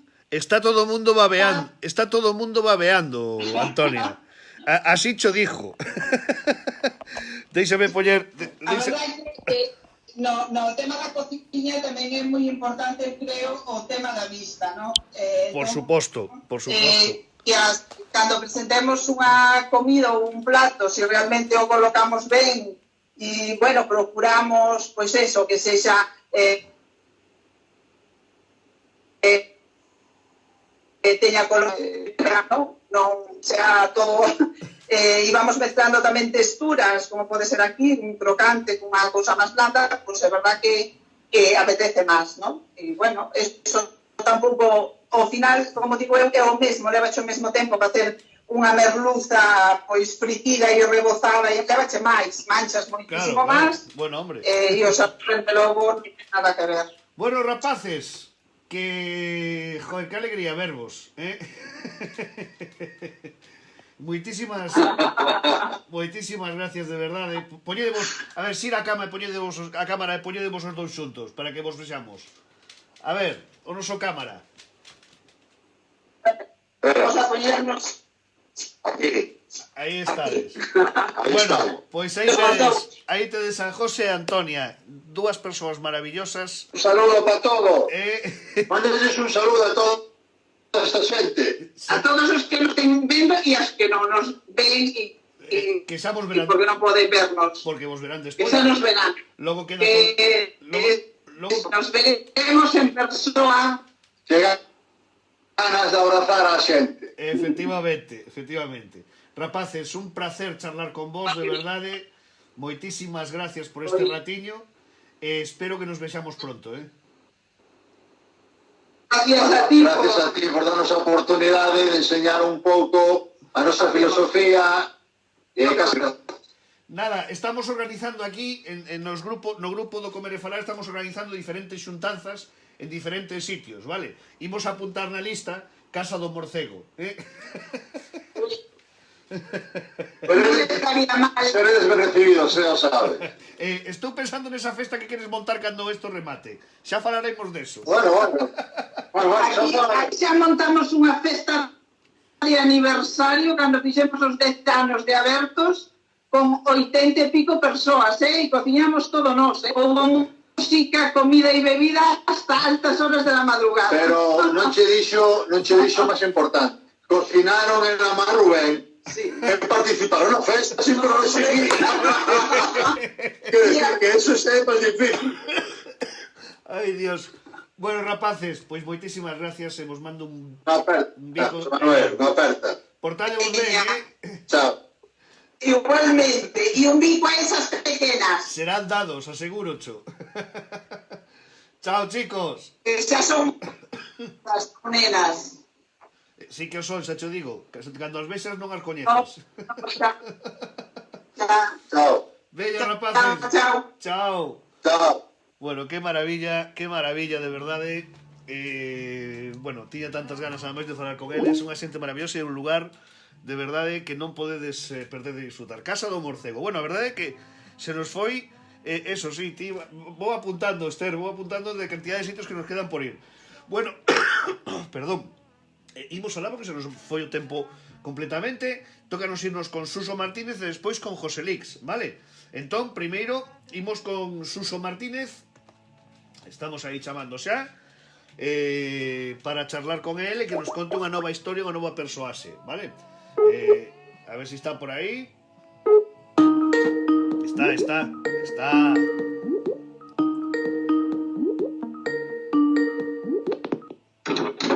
¡Hey! ¡Hey!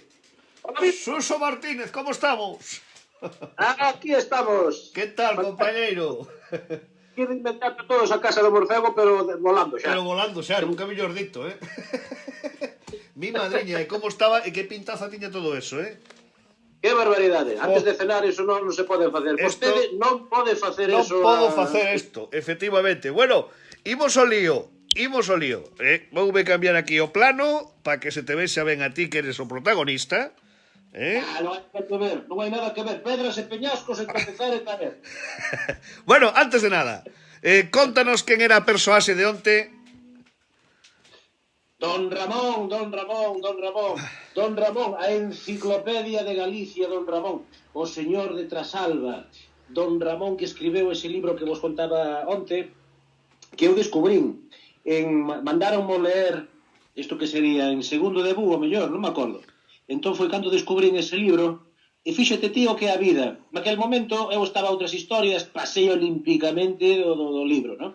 E o libro este redescubrí nos meus tempos de Santiago, e incluso fun aos sitios que aparecen aí, fala dun cemiterio perdido no Sar, que ahora xa non hai un cemiterio, pero un cemiterio moi bonito, tal, fun ao convento de Santa Clara, onde estaba ali unha irlandesiña que trouxera o Soutelo da súa época de revolución. É un libro que a mí me fascina, logo siglo XIX, porque eu son moi dese momento, non? Eu son moi declamador desa época, e teño que dicir que Ramón Otero Pedrallo para min é tremendo. E teño un debe na miña vida, debo facer un papel no museo, no Pazo, que ademais un dos pazos espectaculares de Galicia de Trasalba, un dos meus debes, así que cando acaba a peste a ver si será posible.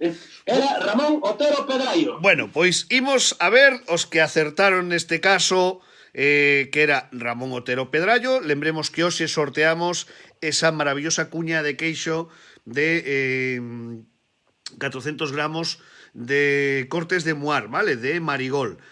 Acertaron neste caso, como podedes comprobar aquí, vou mover isto aquí para que se vexa isto ben. Ángel Rapado, Bego Río, Esther Ordóñez, Maite Viñas, Laura Barreiro, Elena Barreiro, Susana Ordóñez, Antía Blanco Ordóñez e Susi Gesto. Bueno, imos a poñer aquí, a ver, xa perdín o ratón, a ver onde está, damoslle aí damoslle a sortear. Pois Laura Barreiro, outra das que repite. Aí está, que se leva esa fantástica cuña de queixo de Cortes de Muar, Pois aí temos, é a gañadora neste caso coa persoaxe de onte de Otero Pedrallo. Bueno, espera, porque vou ter que facer aquí unha cousa porque dá a sensación de que está como un pouco manchada a lente, veseche borroso, entón, imos a facer aquí unha limpeza, O mellor son eu que son así. No, ti sempre estás ben, hombre, por Dios. Como cambia a cousa, Dios. Se che ve esta pel morena que tes ti. Creo que che dicir, o meu avó que foi de Xunqueira, Viveiro, chamaban o Mouriño, como a min, somos así Mouriños. Igual son eu, non é a pantalla. Bueno, señoras e señores, para mañán sorteamos outra cuña maravillosa de queixo Marigol de Cortes de Muar. Queixo espectacular. Pero todo eso será entre os que acerten en quen se convirte hoxe Suso Martínez.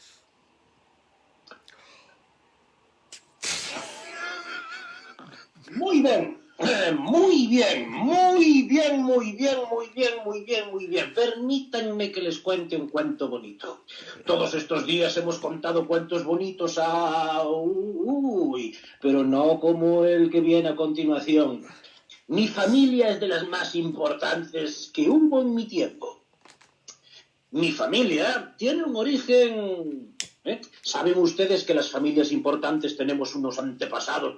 Somos casi como César, que decía que descendía directamente de Venus. Mi familia también tiene unos antepasados gloriosos. Alfonso VI, el que conquistó Toledo, dice la historia de mi familia, que trajo a Galicia a 2 caballeros franceses. Eran muy esforzados. Uno de ellos tuvo una actuación tan heroica y tan importante que Alfonso VI le concedió un feudo de nombre, vayan anotando, Fuente Seca. Díganlo en latín, claro, yo lo digo en romance, Fuente Seca. Por eso estoy pensando que cuando en mis pasos, que tengo más de uno, claro, Compostela, por ejemplo, porque yo era arzobispo, imagínense, por ejemplo, en Santiago, cuando se vuelva a abrir y hagan sus visitas a un edificio importante, colegio, porque yo soy importante, en fin, colegio, cuando entren en mi colegio verán que entre los arcos hay como unas monedas, como unos círculos, donde están mis antepasados míticos, esos que llegaron de Francia y que uno de ellos tuvo una actuación muy importante y Alfonso VI le dio Fuente Seca. Bueno, antes de que os dé un poquito de más pistas a ver quién soy yo, permítanme una historia muy bonita también. Esta historia es muy bonita, pero que conste que esto es así, esto ocurrió en verdad. Mi familia, como les he dicho a vuesas mercedes, es muy importante. Yo vengo siendo nieto del arzobispo de Sevilla.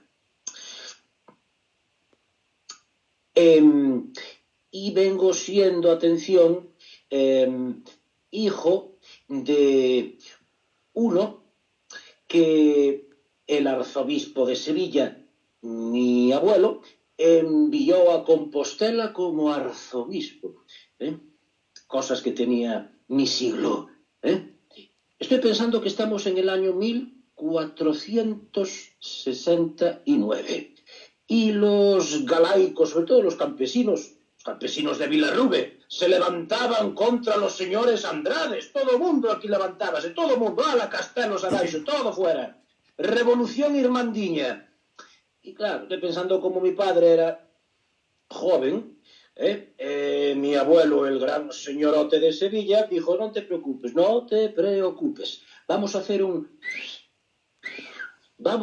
cambio. Yo, el sevillano, me voy a Santiago, tú, el galleguiño, vienes a Sevilla, yo arreglo la situación con estos irmandiños, que total es cuestión de hablar, dar y tomar, esto es la política, en todo tiempo se hizo política. Y cuando se acabe la revolución, cuando esté la cosa tranquila, tú, el que está en Sevilla, vuelves a tu Galicia y yo regreso a mi sede. Y así ocurrió, Así ocurrió, la revolución irmandiña fue tremenda, qué barbaridad. Yo fui poquito afectado, mi familia poquito afectada, por cierto, porque venimos casi todos de Salamanca. De Salamanca todavía, si decís mi apellido, importante. Pero la revolución irmandiña acabóse. Se tranquilizó todo. Y cuando el sevillano que estaba en Santiago quiso volver a Sevilla, el otro le dijo, perdió su silla. El que se fue de Sevilla perdió su silla. Bueno, finalmente las cosas regresaron a su cauce y finalmente el viejo pudo volver a Compostela. Y yo vengo siendo hijo del arzobispo, dirán vuesas mercedes con razón. Pero, qué escándalo. ¡Qué escándalo! ¡Qué pecado venial es ese! ¡Qué escándalo! ¿Qué quieren que les diga? ¿Qué quieren que les diga? Esto, en mi tiempo, no, hombre, no era que era común, pero se hacía y no era legal, y mucho menos, claro, no podía ser hijo de un arzobispo, que un arzobispo tuviera hijos, y lo que era mucho peor todavía era heredar el cargo, es decir, que el hijo de un arzobispo sea arzobispo. No se podía, pero lo hicimos. Lo hicimos. ¿Sabe usted, querido amigo, que quien hace la ley hace también el sortilegio? Trampa es una palabra que a mí no me gusta utilizar. El sortilegio. El Papa. El Papa, hombre. El Papa. Era su santidad. Eran los tiempos de su santidad el Papa Borgia. No sé si a usted le suena. El Papa Borgia, el de hijos míos, soy Papa. El Papa Borgia. Mi madriña bendita, cando chegou ali un alemán chamado Lutero e veu o que había, dixo pago me veu protesto contra todo isto, que isto é unha barbaridade. Bueno, el Papa hispano de la Corona de Aragón, el Papa Borgia, nos entendimos bien. Mi padre fue a Roma e hicimos ahí una especie de canje. El Papa Borgia envió a Compostela a un familiar suyo y a continuación, después de pasar poquito tiempo, el familiar suyo regresó a Roma y yo ya pude entrar en el arzobispado, porque la ley decía que no, pues es decir, que un hijo de un arzobispo no podía sucederle. Pero si ponemos a uno en medio, como fue el caso del enviado, el familiar del Papa Borgia, pues arreglada la situación. Venga, permítame que les diga que yo, claro, que llegaré a ser arzobispo. Por cierto, en mi época se podía leer. En mi época se podían leer incluso libros que más adelante estarán prohibidos. Mi gran amigo era un holandés de Rotterdam, Erasmo. Erasmo era maravilloso. Erasmo escribía cosas que te hacía pensar. Él decía, sin rayar lo que decía Lutero, no, pero cuidado, te hacía pensar. Decía que los textos había que interpretarlos, no lo que diga el cura desde el atril y encima de espalda, no, sino que había que interpretarlos. Erasmo era alguien que te llevaba al pensamiento.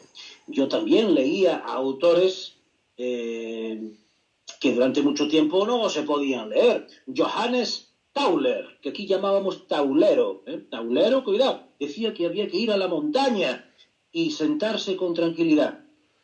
Lo que daríais hoy, por hacer esto, ir a un val profundo, sentarte e mirar a naturaleza sin darlle máis voltas. Nada de meditar. No, meditar non xa meditaremos na casa. Extático. Simplemente contemplación, como hacía San Francisco, ver os paxariños, analizar y simplemente recibir sensaciones, recibirlas, extático, durante un tiempo que siempre parece mucho más prolongado.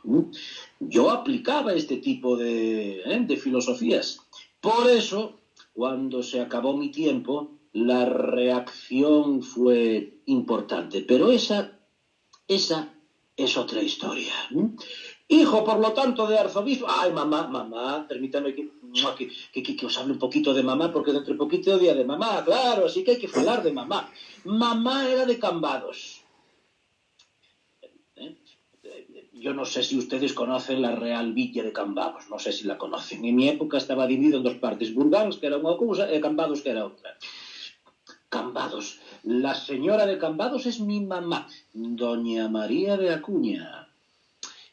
Teníamos una casita en la rúa principal de Santiago. Cuando mamá se muere, yo decido derribo la casita que teníamos y en el solar realizaré ni más ni menos que mi colegio. Lo levanto en el año 1400, cuidado, vayan pensando, vayan estudiando esto, 1495. 1495, no pasó tiempo, chico. Más 500...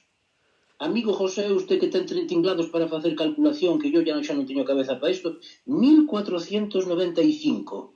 más 500. 1995, ¿no?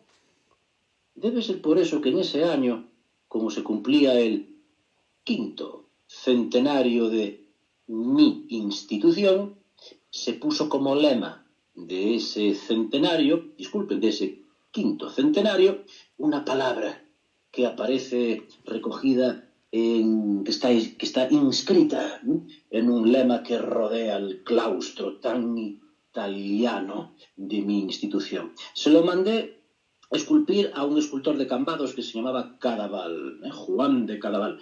Y Juan de Cadaval empieza el texto con para que Galicia brille, porque yo hice esa institución para que Galicia brillara. Para que Galicia brille. En mi época lo que se escribía debía estar en latín, así que díganlo, pero en latín. Galaecia fulget. Galaecia fulget fue el lema en ese año que usted decía, 1929, cuando se cumplió el 5º centenario de mi institución. Es un colegio. Mi colegio está, por lo tanto, en el solar de la casa que tenía, que era propiedad mi mamá.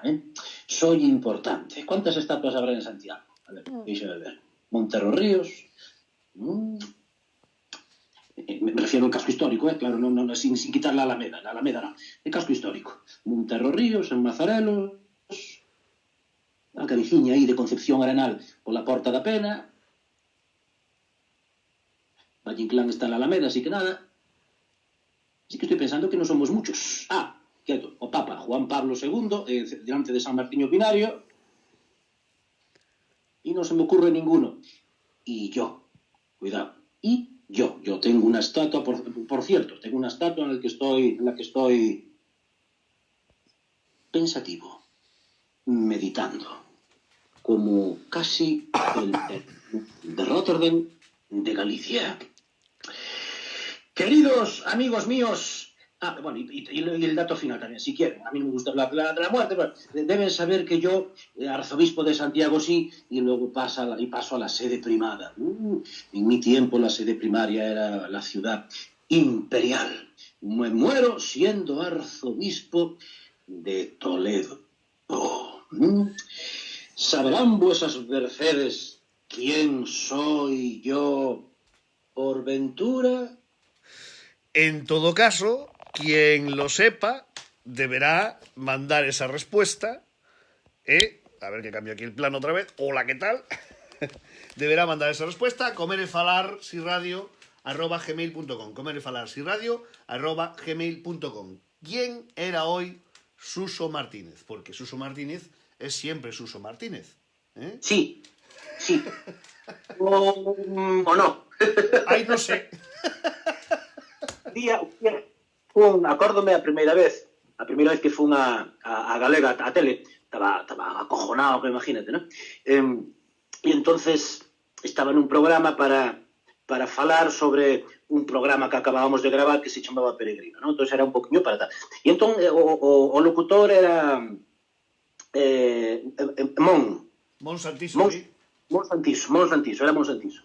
Entón Mon Santiso con ese gozarrón, ¿no?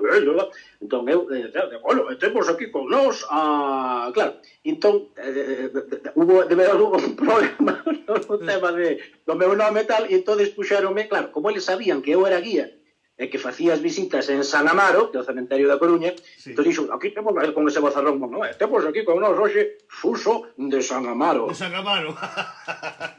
De San Amaro, pero pareceume tan poético que casi que nome de trovador, Suso de San Amaro, que non dixen ningún. Así que quedou, non? Así que cuidado, Suso Martínez a ver, e outras veces que sabe. Eu como nome artístico o vexo, o sea, que xa cho digo. Suso de San Amaro, cuidado, non é feo, non é... Mola. Susiño, un placer, Nada, olvídate, placer meu, como sempre. Maravilloso sempre estar aquí, entrar aquí un poquinho, desorganizarche un pouco a cociña. Bueno, hombre, encantado, sabes que a miña cociña é túa. Suso, unha aperta, compañeiro. Outro, amigos, vémonos mañá. Chao. Pois aí está Suso Martínez, toca irnos coa parte final do programa, pois neste caso con noso momento Joselix. O sexa, estará máis relaxado, porque non sei moi ben se teño que chamar a un ou a outro. Vou a probar como sempre, chamo a un, se non me collen un, chamo a outro, non? Hoxe xa non lle faremos o test de Adriana, vale? Hoxe si hoxe si poderá falar do seu libro, ou eso agardo, que poda falar do seu libro. Bueno, igual teño que chamar ao outro, ves? Isto é cuestión de probar, Se non collen un, chamamos ao outro. Voume por aquí. A ver, onde o teño? Aquí está. Ahora chamamos outro e a ver si está preparado don José Luis Alcántara Joselix. Ay, Dios. Ahora.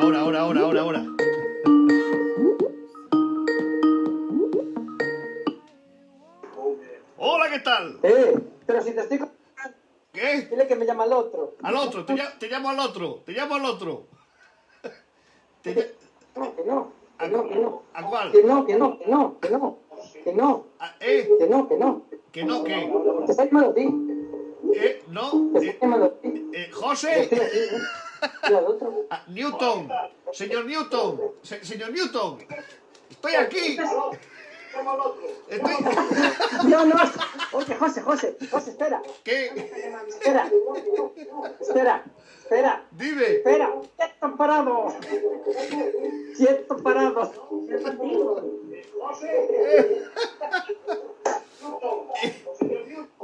¿Tienes encendido el light de fondo? Ay, Dios. Espera. Está bien. A ver.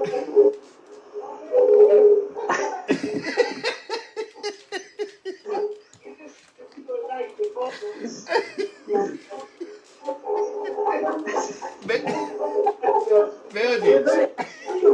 Apaga ahí el tuyo, entonces el favor. Sí. Apaga el tuyo. José, espera, el de Isaac Newton está bien. Sí, estoy en el de Isaac Newton. El de Isaac Newton está bien. Sí. ¿Me oyes? ¿Tú? Oye, ¿me estás oyendo? Yo sí, tú a mí. Qué rato. Ay, Dios.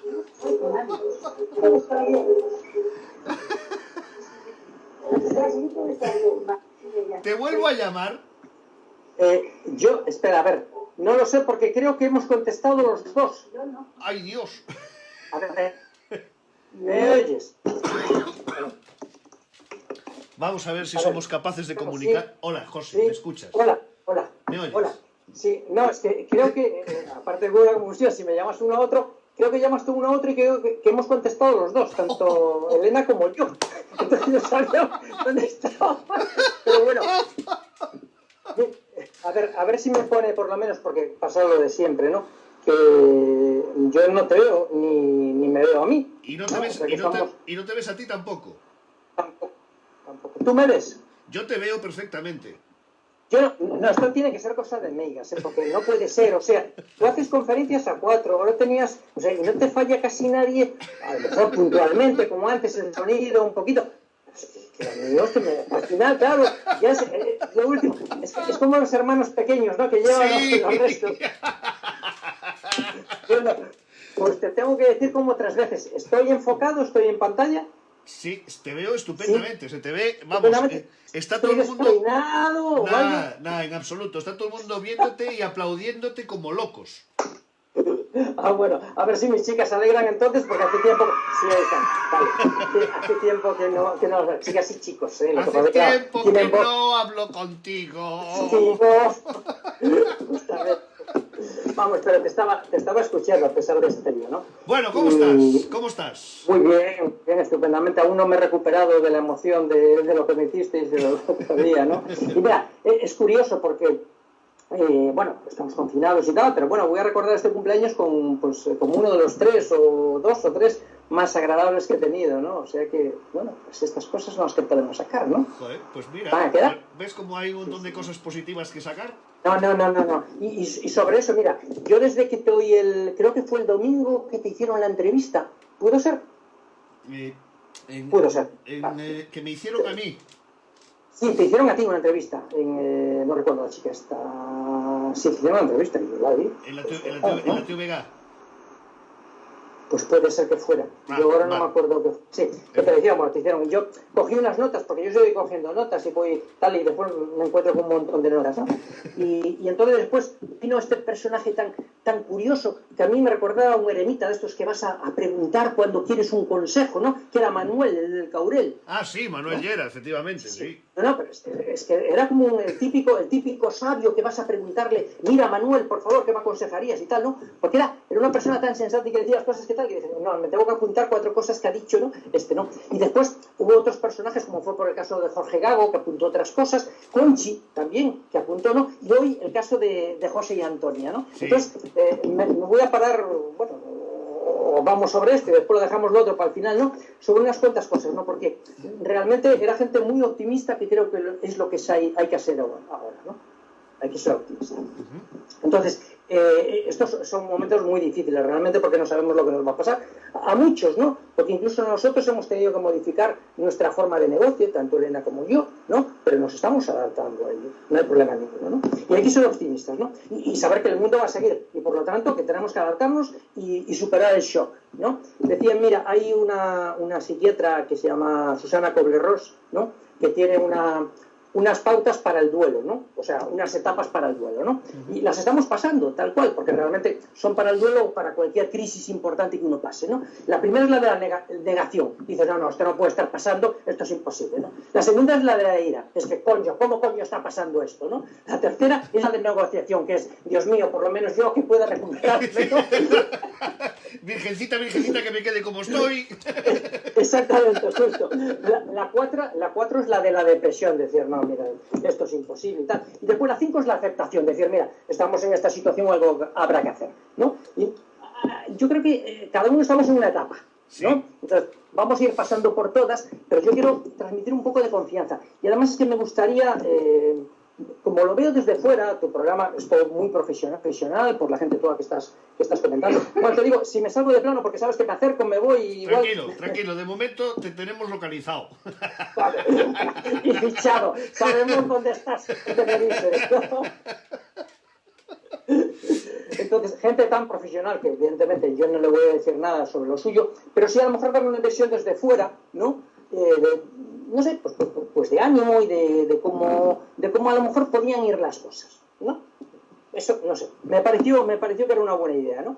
Y lo primero, que esto lo comentabais, era raíz, esta idea la introduje ahora mismo, ¿no? Que estabais hablando, que era que decía José, ¿no? Que claro, que ellos no saben lo que le va a decir la administración y tal. Es que nadie tiene ni idea, claro. Nadie tiene idea, ¿no? Ni las autoridades, ni nosotros. Y entonces, lo único que se va haciendo es como lo de las etapas que me dio a leer hace un rato Elena, ¿no? La etapa 0, la etapa 1 y tal. Decía, prueba y error, a ver si funciona. Y es así, no hay otra manera, porque nunca se ha pasado esto. No hay un precedente. El problema es que no hay un precedente. Exactamente. Es todo sobre la marcha. Y ver lo que funciona, y según eso, pues vamos avanzando. No hay más, ¿no? Y lo que hay que aceptar es que estamos en un nuevo paradigma, es decir, hay una nueva realidad. Y entonces, esa realidad nos vamos a tener que adaptar, ¿no? No solo en la hostelería, sino en otras muchísimas cosas, ¿no? Y yo creo que hay 2 formas de adaptarse a la realidad.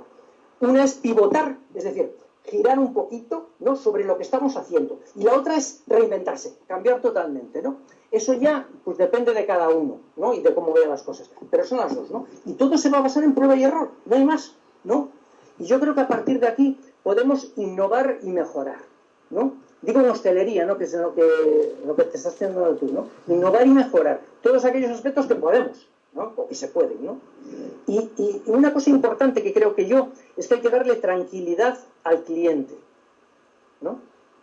Que no se lo está dando la administración, porque tampoco sabe lo que hay, ¿no? Pero darle tranquilidad, porque yo estoy viendo a lo mejor algunos vídeos en YouTube y tal, ¿no? Y entonces, por ejemplo, estas que después hablaremos, las empresas que te llevan a casa, entonces, digamos, te cuelgan cómo lo hacen, ¿no? Y dices tú, uy, qué higiénico, qué bien. Eso da confianza, ¿no? Sí.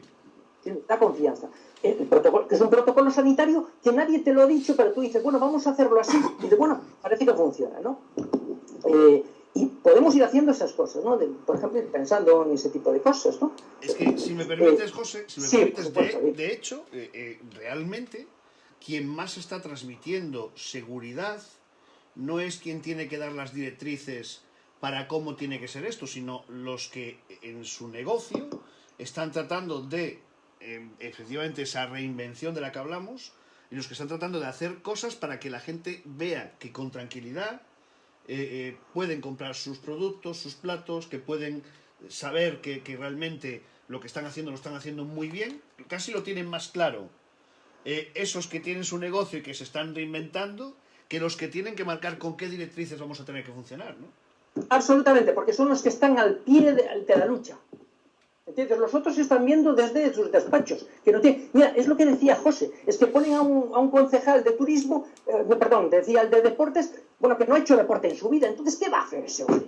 A ver, y aquí pasa igual, exactamente, eso es. Quién sabe es quién está ahí al pie del camino. Claro. Y son los que pueden dar tranquilidad. Sin duda, eso es así, ¿no? Y después, para dar tranquilidad, que es lo que estamos diciendo, lo que te estoy diciendo yo, pero que están hablando en YouTube, pero desde Facebook, etcétera, las redes sociales ayudan muchísimo. Es decir, que esta es una oportunidad incluso para fidelizar clientes o para hacerte cliente, es decir, qué bien trabaja esta persona, ¿no? ¿Entiendes? Qué cosas más originales, qué cosas más... Yo, por ejemplo, me estaba maravillando con los platos que estaban haciendo, ¿no? Me quedé con lo del perrito de postres, que es una maravilla. Te moló, ¿eh? Es una maravilla, ¿no?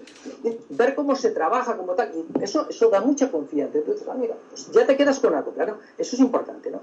Y después, otra cosa que creo que tiene importante de esto, sobre todo para la gente que tiene en su entorno, que es jefe de equipo, realmente es el liderazgo, que hablábamos el otro día. Es el momento de sacar el liderazgo, no del empresario, del chef, de lo que sea, de que tú tienes que ser líder, tienes que aglutinar a la gente, ¿no? Y además, en el momento es tan difícil que, bueno, hasta mucha gente ha tenido que hacer un ERTE, ¿no? Entonces, y esa gente la van a recuperar, seguro, ¿no? Porque han formado de su equipo durante mucho tiempo. Pero lo van a recuperar seguramente escalonadamente, ¿no? Bueno, pues no perder la cohesión del equipo. Eso es importante. Y eso es parte del liderazgo, pues, sin duda. No, yo no me he olvidado de ti. Lo que pasa es que yo no te puedo recuperar hasta que esto más o menos... bueno, pues saber que estamos preocupados también de ellos, ¿no? Después la formación continua, claro. Tanto nosotros, bueno, en este caso, bueno, nosotros también, Elena y yo, porque en lo nuestro estamos aprendiendo cosas, ¿no? Pero cualquier chef o cualquier empresario de hostelería o de restauración, ¿no? Pues tiene que aprender cosas nuevas. Y esas cosas nuevas las tiene que transmitir a su equipo, ¿no? O sea que hay una formación continua a partir de ahora. Sí, ya no sí. vale lo que hemos aprendido. Y ¿no? es Sí. curioso porque ahora mismo la va a tener que haber, porque es necesaria. Aunque es cierto que esto tiene que darnos cuenta de que ya deberíamos de tenerla siempre, ¿no? Porque seguramente una formación continua nos hubiera llevado seguramente a reaccionar incluso más rápido en muchos negocios, ¿eh? No digo solo hostelería, digo en general, ¿no? Sí, es posible. Pero esa formación continua es la que te lleva a que tú tengas recursos también y capacidades para tomar decisiones, a ver, independientemente de que esto nos pilló a todos como nos pilló, ¿no?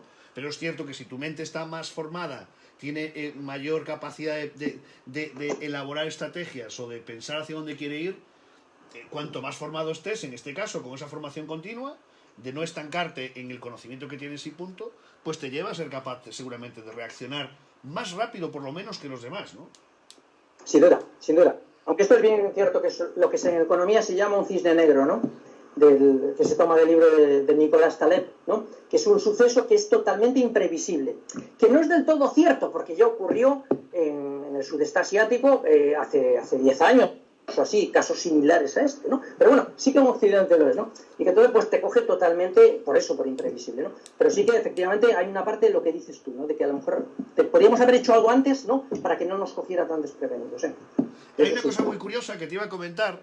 El otro día Pepe Oliveira publicó una especie de panfleto que yo no quiero equivocarme, ¿vale? Pero igual te puedo decir que era de principios del siglo XX, bueno, en el que coincidió que hubo una especie de pandemia también. Era de un diario de Burgos, había una enfermedad o algún virus o alguna historia que había pasado, y leyendo las directrices que marcaba, en este caso, el Ayuntamiento de Burgos, creo que era así, eran exactamente las mismas directrices que están marcadas para la relación social y todo lo que tiene que ver con esta pandemia desde el Estado. Es alucinante, o sea, me fascinó. Yo no sé si Pepe Oliveira está conectado por ahí, si no, luego se lo recordaré, porque me gustaría que compartiera ese documento, que es un documento además esto histórico, que hablaba eso, de no sé si era el Ayuntamiento de Burgos o algo así, y de las mismas, pero las mismas, de cómo era el contacto, puede ser la gripe española, está diciendo ahí Laura, de 1918, puede ser. Sí, seguramente. Y entonces eran las sí, justo 18, sí, fue final de la Primera Guerra Mundial. Sí, bueno, pues sí. precisamente... Por cierto, espera un momentito, antes de nada, que quiero salvaguardar, que se llama gripe española, pero no porque se diera en España, es porque España fue la primera que hizo referencia a esa gripe. Efectivamente. No tiene nada que ver, o sea, fue gracias a nosotros, porque lo estaba negando, estaba acabando la Primera Guerra Mundial, ¿entiendes? Y no querían esos problemas. Y en España, que era neutral, en ese momento se sacó en los periódicos que había una gripe que estaba afectando a los que estaban en primera línea de batalla. Bueno, pues ahí en esa gripe, precisamente, te lo juro, o sea, tú lees todo ese documento y eran las mismas directrices de relación social, o sea, lo de las mascarillas, como no acercarse a la misma distancia de la gente, exactamente lo mismo. Me quedé fascinado, ¿no? O sea, ¿habrán leído eso los gobernantes para tomar las decisiones? Son unos iletrados, no leen. No, a mí lo que más me asombra es que la gente que se supone que es técnica, pues se puede decir no tiene ni puñetera idea. No sé, es que son más políticas que técnicas, ¿no? Eso no tiene lógica. No sé, pero bueno, a mí me llamó la atención ese documento porque de verdad, o sea, era fascinante leerlo. O sea, tú lo trasladabas, lo ponías en un titular de ahora, de cualquier periódico, y era, o sea...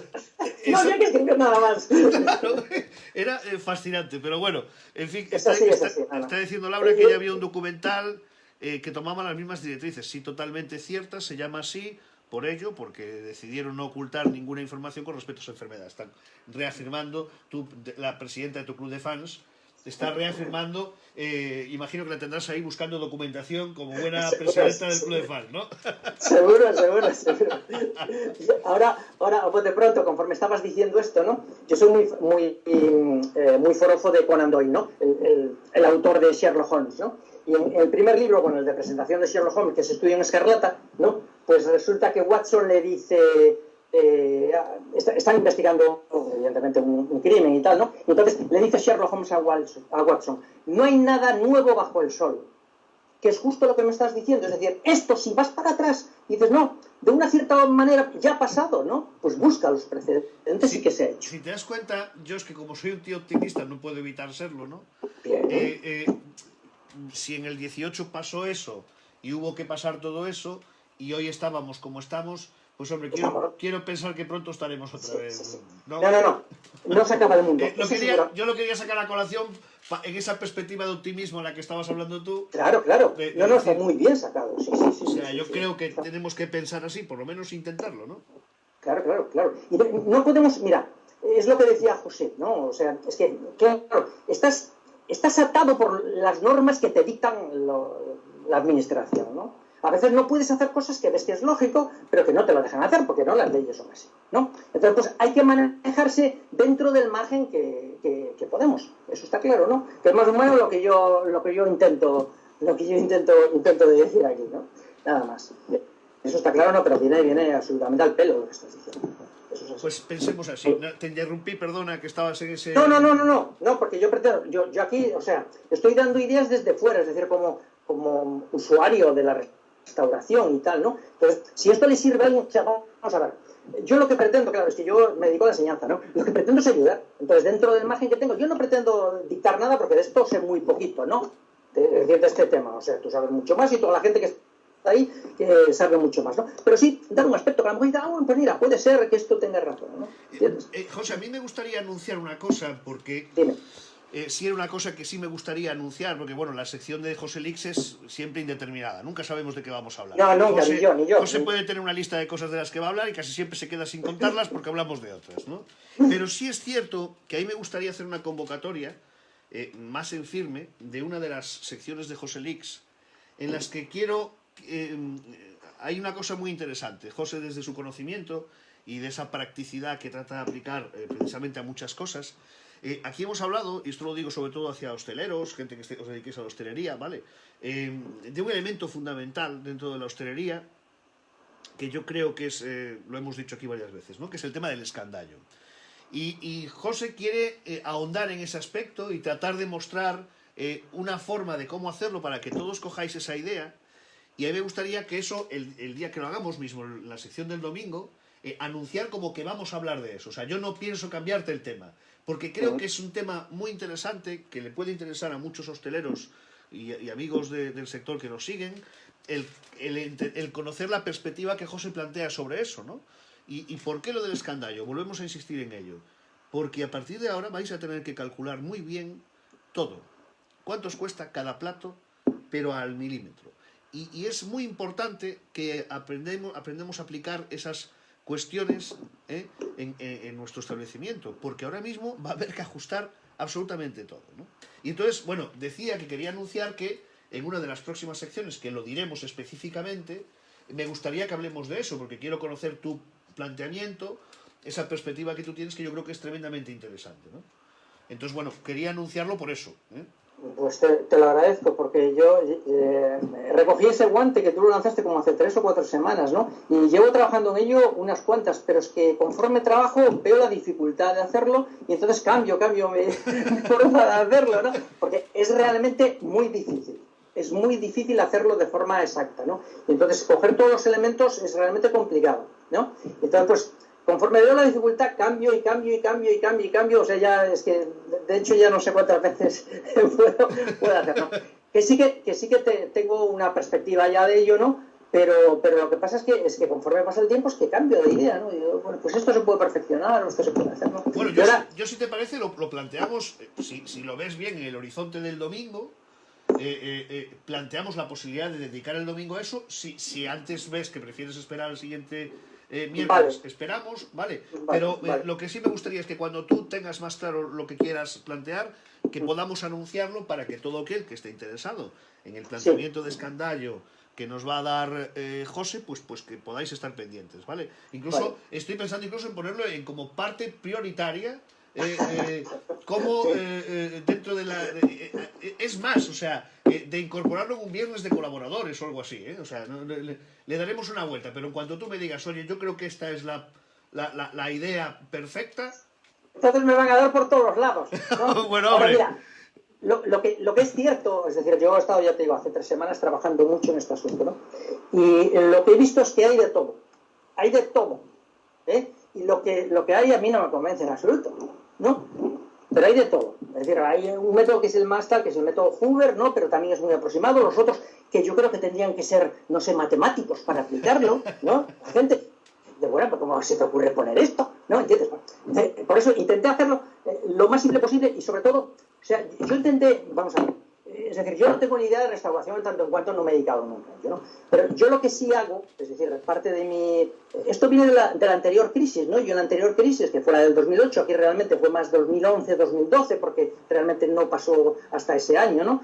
Pues yo intenté aprender por qué estaban pasando ciertas cosas, ¿no? O sea, esa crisis me cogió con calzones bajados, totalmente, ¿no? Y entonces, pues, yo empecé a estudiar economía por mi cuenta, ¿no? Entonces, pues, digamos que ahora sí tengo una cierta soltura, ¿no? Para ver las cuentas de resultados de las empresas, ¿no?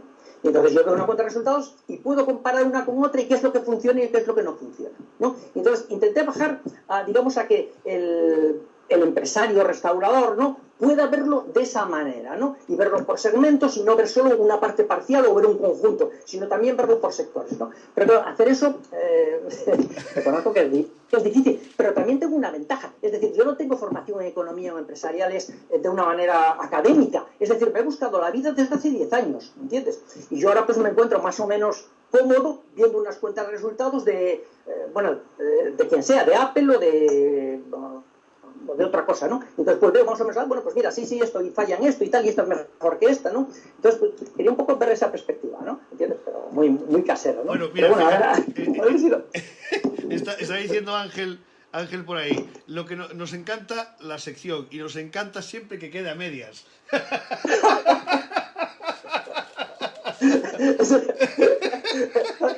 Hablaremos del gobierno de la silla. Efectivamente. Hablaremos, ¿no? Sí, bueno, porque estábamos hablando de lo otro y no lo hemos cambiado, pero bueno, tampoco tiene demasiada importancia, ¿no?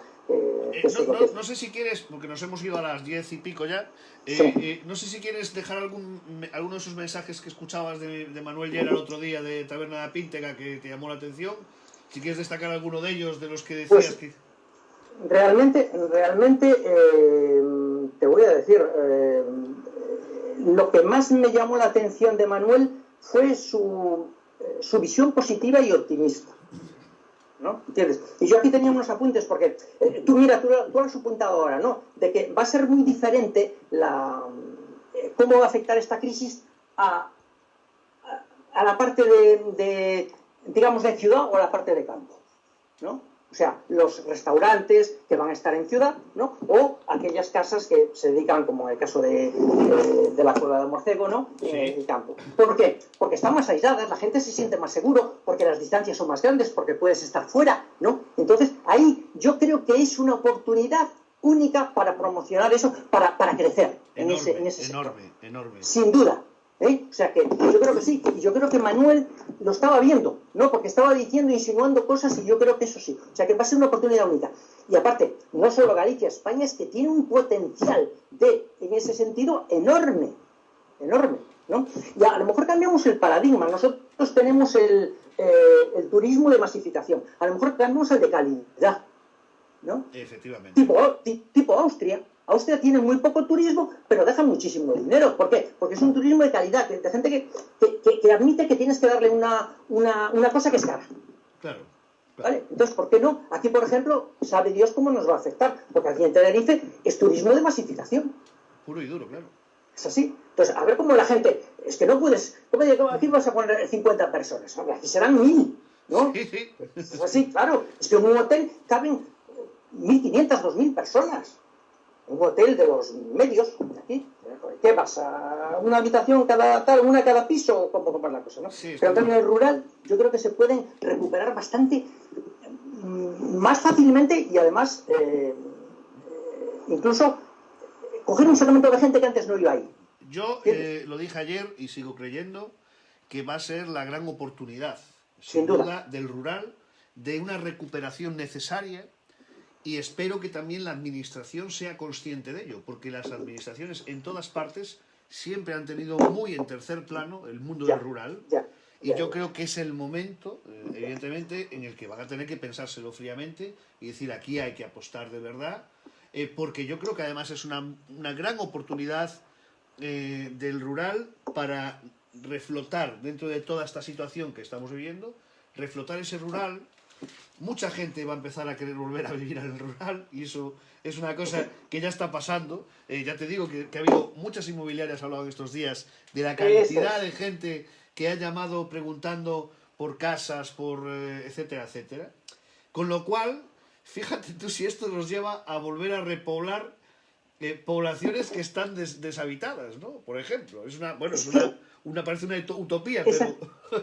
No. Crisis, decía, se dice muchas veces que no es cierto, que en chino crisis y oportunidad es la misma palabra, no es cierto, eso lo generalizó, parece ser Kennedy, a Kennedy se le quería cualquier cosa, ¿verdad?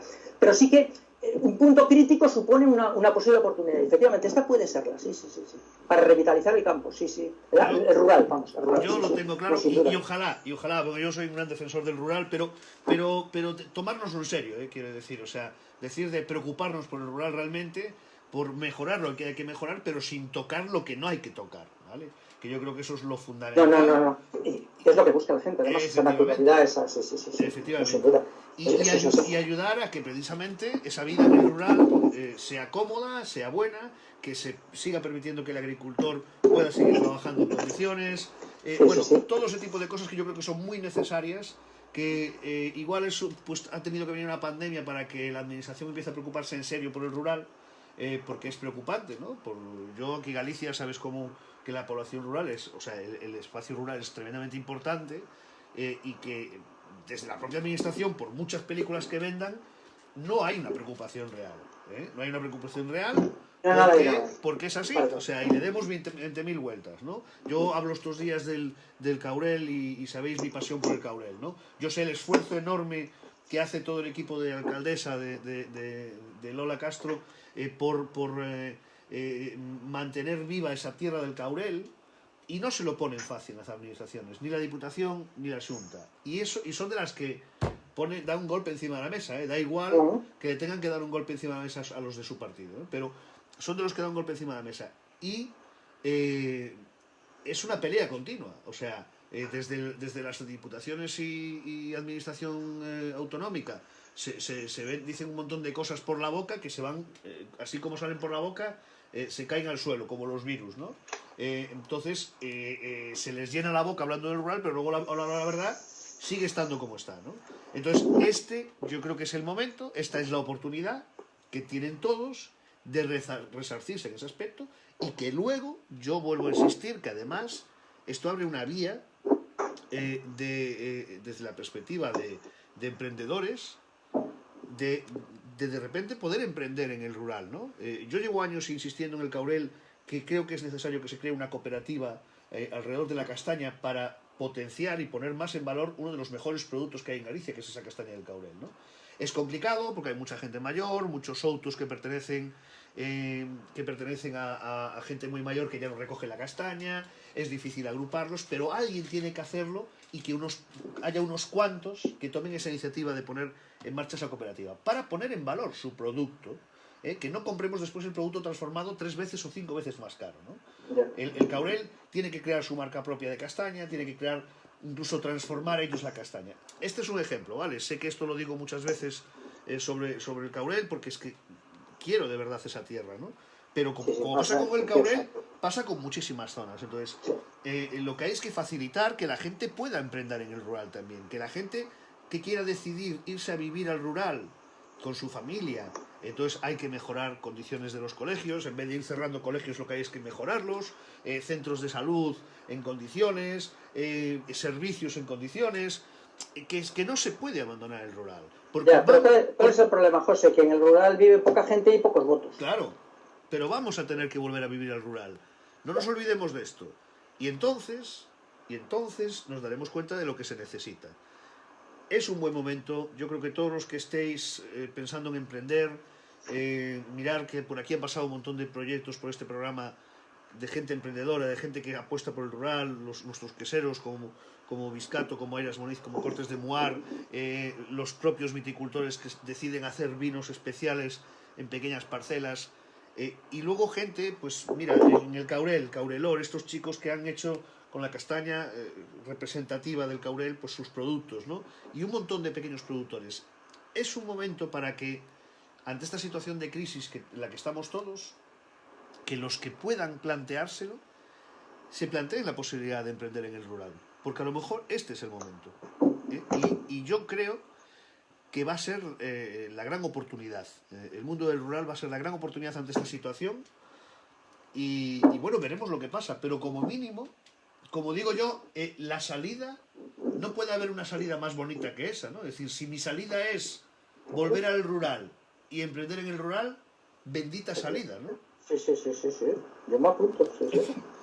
Bueno, José. Además, como ya estamos haciendo, o sea, nosotros hemos cambiado también el formato de negocio también nuestro, ¿no? Estamos haciendo, bueno, mejor está haciendo más telemático que yo, pero yo también bastante telemático. Es decir, hay cosas que se pueden hacer desde el campo sin problema ninguno, con que tengas un ancho de banda suficiente ya está bien. Eso tendrá que llevar también a que el rural tenga mejores coberturas. Mira, claro, no. Mira tú, estábamos hablando ahora con José y con Antonia, ¿no? Que está en un sitio que está entre Valdoviño y Cedeira, que debería de tener hoy por hoy una fantástica cobertura de internet, y todavía el rural. Y cuando hablo del rural, te estoy hablando de que en el caso aquí de Santiago, pues a 15 kilómetros a 15 kilómetros, no, a 3 kilómetros de aquí, de donde estoy yo en Bertamirans, es internet rural. O sea, es increíble. Sí.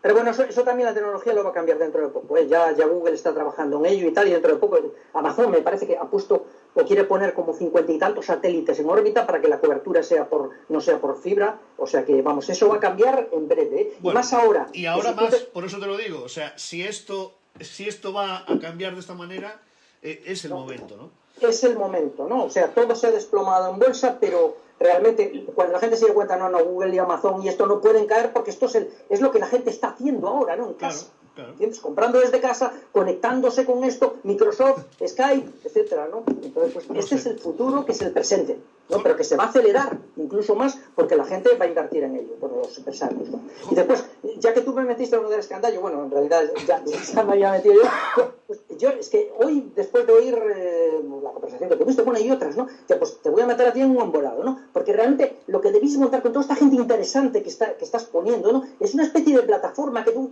fueres una plataforma de unión para poder ofertar a la gente, pues yo qué sé, rutas y esto y lo otro. Estamos viendo cómo hace el postre este maravilloso y tal, ¿no? Y que la gente pueda tener una plataforma en la que no se pierda, ¿no? Y puedes tener no solo esto, ¿no? Sino también orfebrería, o puede ser manualidades, o puede ser otras cosas, ¿no? O sea, una plataforma que sirva ahí de unión de todo esto, ¿no? Yo creo Entonces, que esto puede ser el germen para... Efectivamente, si hay alguien que sepa de esto entre los oyentes y tal, pues a ver, que venga, que nos apuntamos y le damos valor. Es que lo importante es dar valor y contenido. Eso es lo importante, ¿entiendes? Lo otro es superfluo, bueno, superfluo no, porque es el vínculo, ¿no? Pero sí que no es tan importante si está vacío, ¿no? Es eso, ¿no? Bueno, entonces, ofertar paquetes, yo qué sé, pues te pasas en el Cabrero un fin de semana y el otro en el otro, ¿no? En fin, cosas así, ¿no? Bueno, pues ahí eso puede ser el germen de la creación del club Comer e Falar, ¿no? Efectivamente, justo. Bueno, lo estudiaremos, ¿eh? ¿Os parece? No sé qué os parece la idea, pero... Yo sí puedo aportar valor a eso, evidentemente, esto lo tiene que organizar alguien que sepa de cómo se montan estas cosas, ¿no? Pero bueno, yo estoy dispuesto a aportar valor al proyecto, ¿no? Así da gusto, este es el equipazo que tenemos en Comer e Falar Live, os dais cuenta, ¿no? Es la verdadera riqueza son las personas que forman parte de él. Sin duda. El capital humano es lo más importante que puede tener cualquier empresa. Eso sin duda, sí.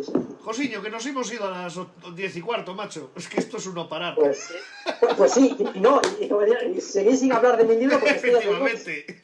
Es las cositas que yo cogí de oírte a ti, esta gente que estás sacando. Porque mira, yo creo que ahora estamos, hablaba de lo de Cobre Ross, ¿no? Y creo que estamos ya en la quinta etapa, que es la de aceptación, es decir, no, esto es así y hay que salir de ello, ¿no? Efectivamente. Porque yo creo que hace una semana aún estábamos en la negación, ¿no? O en la depresión, que es la cuarta, en la depresión, ¿no? Pero yo creo que la gente ya dice, no, hay que salir de esto, ¿no? Y ya propone cosas muy buenas, buenísimas. Yo lo que espero es que ayudemos a que la gente tenga esa filosofía de querer salir de ello. Si con esto conseguimos aportar ese granito de arena, yo ya me siento más que satisfecho. Yo que es lo que me gusta, porque yo me dedico a enseñanza. Bueno, pues querido Josito, ya me dirás tú cuando hacemos lo del escandallo, pero... Vale, te lo diré, porque tengo para dos programas antes ahora, eso. ¿no? Bueno, pero si ves que... No sé, a lo mejor, yo creo que sería mejor para el domingo siguiente, pienso que sería mejor para el domingo siguiente. Porque ya te digo que conforme trabajo en ello me di cuenta de la dificultad. Entonces, claro, si tú me dices, no, podemos hacerlo en grupo, tal, y me van a dar por todos lados, ya no puedo saber por dónde salir. Bueno, pues lo vamos dejando en el aire, ¿vale? De momento el domingo volvemos a conectar. Una semanita más, sí. De momento el domingo volvemos a conectar, ¿eh? Y a ver si conseguimos que puedas hablar de todo lo que tienes ahí apuntado. Josiño. Muy bien. Pues nada, muchísimas gracias.